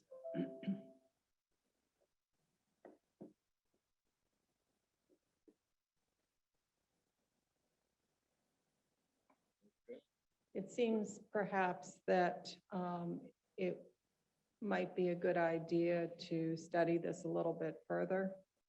And I'm happy to meet with Mr. Tadlock and Mr. Thomas and whatever, whoever on the board would like to think about this and discuss it. Good idea. Because there may be some other options. Well, if we want to discuss this more, I would say that we just table this till 30 or 60 days.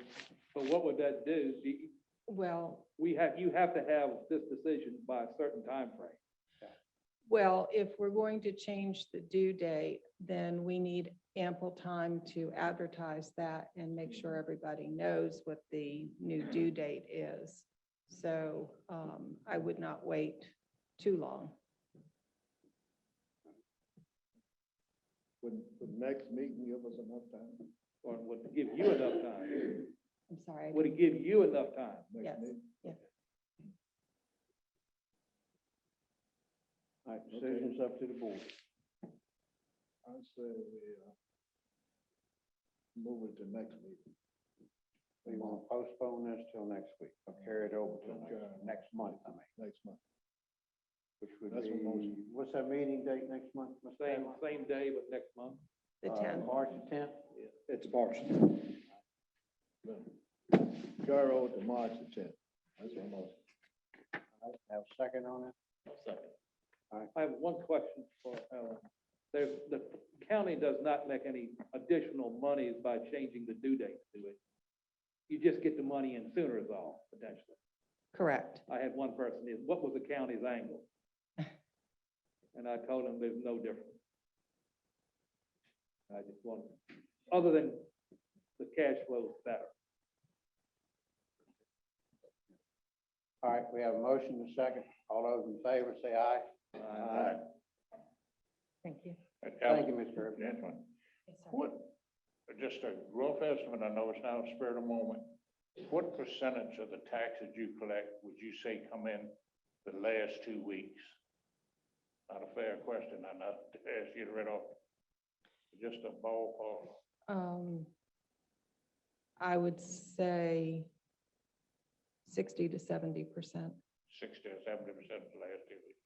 Okay, thank you, ma'am. Right, cash flow. Mhm. Okay, Chairman. Pam, so. I do. All right, thank you. All right, our next item on the agenda is a public comment period. Would anybody like to speak on anything? Please come up and speak. Come up to the microphone, speak, man. Chairman and board. Unfortunately, I was in the restroom. I didn't know the subject when you said somebody speak earlier. Just to throw it out as a suggestion, if there's a cash flow thing, I know if somebody misses their taxes or whatever, or pays late, there's a penalty. These are things, and I want to just throw it out, food for thought, when you have the discussion next month. What if you gave somebody a little reward for paying early? Especially in this area, there may be a lot of people that a small percentage or a couple bucks even, they would happily pay their taxes at the beginning of the year. Just want to throw that out. Thank you. All right, anyone else like to speak? Subject. Is this something that you all or somebody was hoping to get done this year? Possibility. Yes. Because my thought was you'd have a whole year to advertise that next November 5th, taxes are due, but leave this year like it currently is. Just a thought when you have your meeting. Good point. Come on up, ma'am. Good evening. I'm Sally G. Conley from over on Roseland Road. I have two concerns. You probably can ask the first one for me right away.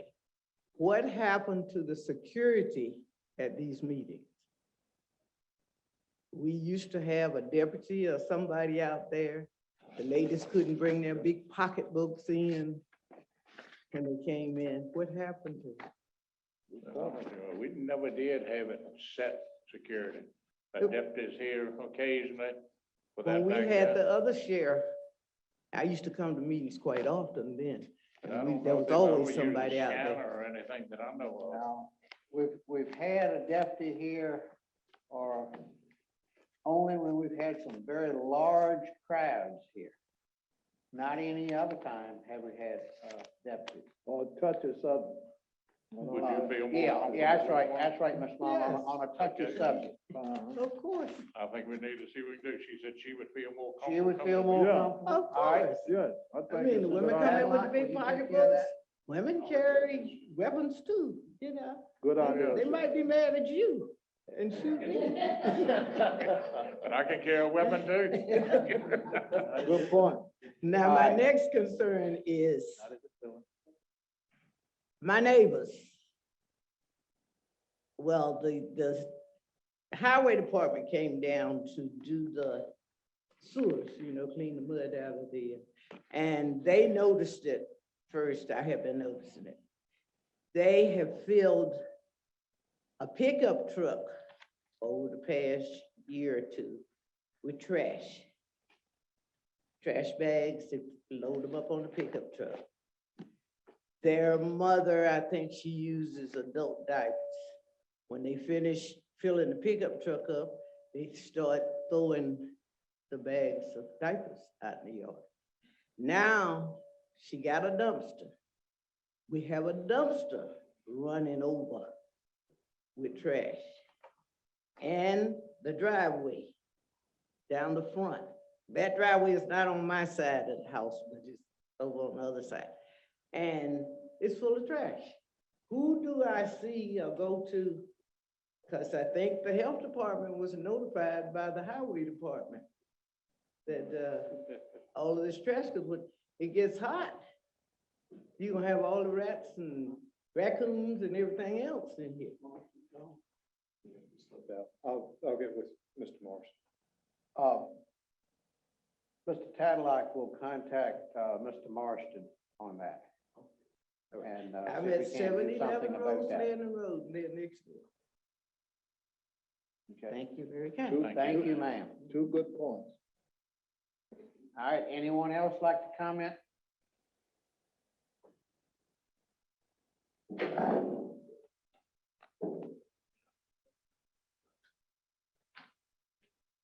Good evening.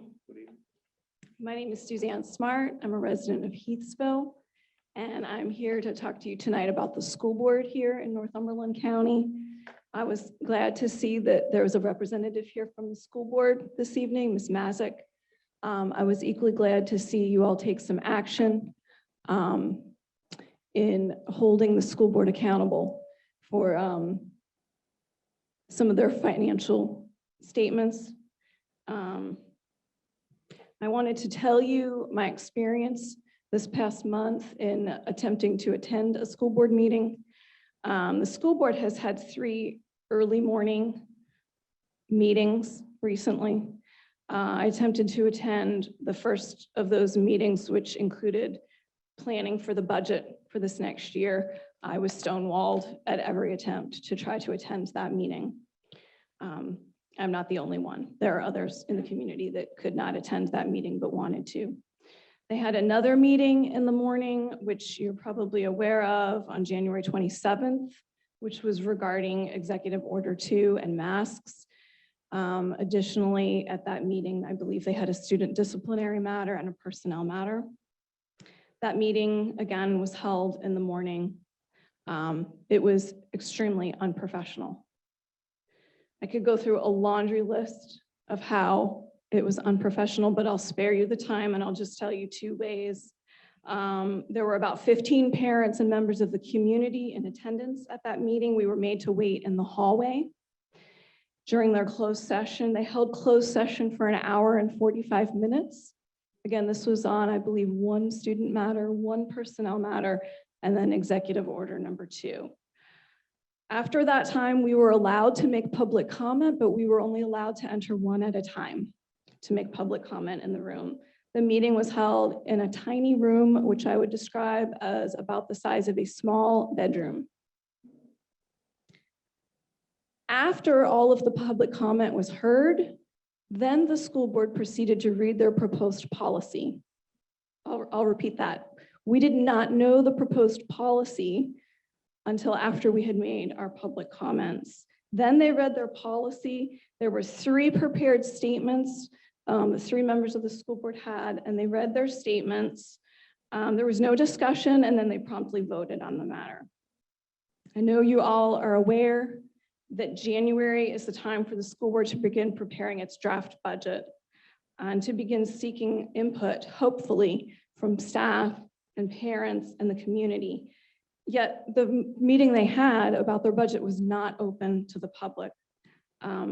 It was inaccessible to me and to others. There is no mention, they have a meeting coming up on Monday, there's no mention on their agenda of the budget that they're planning for. Further, the school board should be reporting to you on a monthly basis. As I said, I'm glad that Ms. Masick is here, but they really should be reporting to you regularly on fiscal matters, I believe. I would hope on general matters as well. I feel like that would be a common courtesy, and I have seen that occur in other counties. I would like to know how many times they have reported to you in the past 12 months. I would also like to know about the CARES Act money they are receiving and how that's being utilized and spent. I am aware that they are having testing there at the schools still. They had one this past Saturday. They have one coming up on the 19th. But when I reach out to the Department of Health, they say they have no record of that. The Department of Health says they're not involved in those events. So I have questions there too. I and others in the community would like to see transparency from the school board. Their veiled and secretive meetings, as well as the long and drawn out closed session that they had, raised numerous questions. The school board's lack of transparency in their fiscal reporting raises more questions. I would like to see this board take steps to holding the school board accountable before they seek approval for their next school budget. I'm glad to see that you took steps towards this tonight, and I believe that other citizens and myself, of course, we hope that this leads to more accountability and more transparency in the future from the school board. Thank you. Thank you. All right, would anybody else like to speak? I was also in attendance at that school board meeting. Would you state your name, please? My name is Choya Haney, and I was also in attendance at the school board meeting. They would made us wait in the lobby for an hour and 45 minutes. We also got to watch the school board on a TV. I didn't drive all the way to town to watch the school board on a TV screen, which I could have done at home on my computer. I wanted to see the school board and I wanted to speak to them in person. They had a lobby they could have set up in. It wasn't as big as this, but it was big enough that they could have been separated and we could have stood there. But instead they made on purpose, had it in a little bitty room where we were not able to go in there except one at a time. I felt that was very unprofessional for something that was such a hot topic. Masks and CRT in our schools is very hot, touchy topic at this time. In the end, they did come up with removing the mask for the children, which I greatly appreciate because that's what I wanted. But I do not feel that they were forward and open about the process. Most school board meetings are in the evening at the school, in the auditorium to allow for more people. I understand that they had a issue with a student and personnel, but then maybe it shouldn't have been at that time. Maybe it should have been another time where other parents could come and it wasn't such an inconvenience for all the parents to show up. Thank you. Thank you, ma'am. Anyone else like to speak?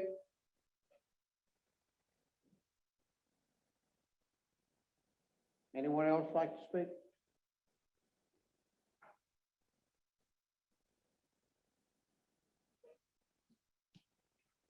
Denise Mazik, District 3 School Board Member. Just to clarify, we do meet regularly the second Monday of every month, and that is a school board regular meeting. Any other meetings are special called meetings, and on the last 3 meetings that she was talking about, the special call meeting, they are normally to deal with discipline and/or personnel matters. And because the matter regarding the mask came up at the time that it did, it was added to the agenda. But if we could have left it until the regular meeting, but we chose not to. That's all that I'd like to say. And on call meetings, we don't meet at the school library at night. So What time is that meeting? What time is the regular meeting? 6? the regular meeting is at 6 o'clock on the second Monday of every month. Nobody? Supplemental, no, that's- Where were these non-regular meetings, these call meetings held? At the school board office. And we do have a conference room where we normally meet, and it is set up for Zoom. So. And the room is not large enough to have a crowd sitting in the room. And like I said, it was a special call meeting. So it could have been put off on the agenda for the regular monthly meeting, and then it would have been okay. I think if any portion of it that you have that's open to the public, you're gonna have to have space to accommodate the public if they wish to come in and sit down. I don't think I think the problem is, well, if yourselves as a school board, it's a public meeting, if the public is invited or open to be there, they need to be there and have access to it. They did have access through Zoom. That's not, When that's it's not open the way it meeting. works. They are Well, entitled, during just the- like they're entitled with us to be here if they wish. The Freedom of Information Act has very strict requirements.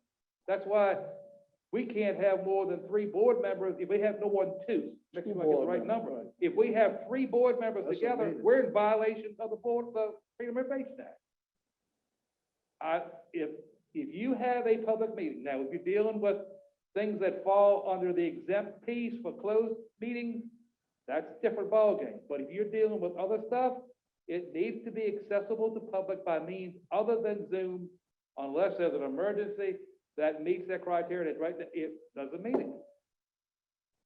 During the public section of the meeting, the doors were open, but they could not come in the room because that was a violation of all of our mitigation. Just like right now, if you went, well, let me give a good example. If you were in a meeting that was a closed meeting dealing with a personnel matter, like you do in closed meetings, we are under the same guidelines. When you come back out to the public, you are accessible through the computer, virtually, I should say. You are accessible virtually to the public. And we did have people who wanted to speak. They were allowed to come in, one at a time. Doors were open, but everybody could see and or hear what was going on.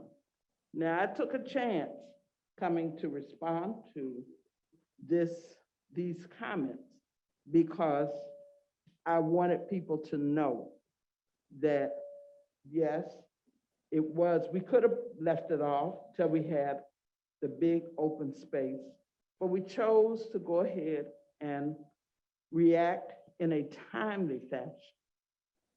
So, those are my comments at this point. I will take it back to the board. All I gotta say is you need to be very cognizant of the freedom of information requirement. And we are. otherwise, every one of your members run the risk of being potentially held in violation if it doesn't meet the open meeting requirement. Well, that lawyer should be, now they have a lawyer. I doubt he's present on their meeting. Right, and that lawyer should, I'm sure that lawyer explained how they should run those meetings. We do have an attorney and we follow their recommendation. Thank you, ma'am. Thank you for allowing me to respond. Thank you, ma'am. Thank you. All right, would anybody else like to speak? All right, would anybody in the virtual world like to speak? Doesn't have anybody in the virtual world? All right, nobody in the virtual world, nobody else here would like to speak? And next item, I would entertain a motion for adjournment. So moved. Second, whatever. All right, all those in favor say aye. Aye. Thank you all for coming tonight.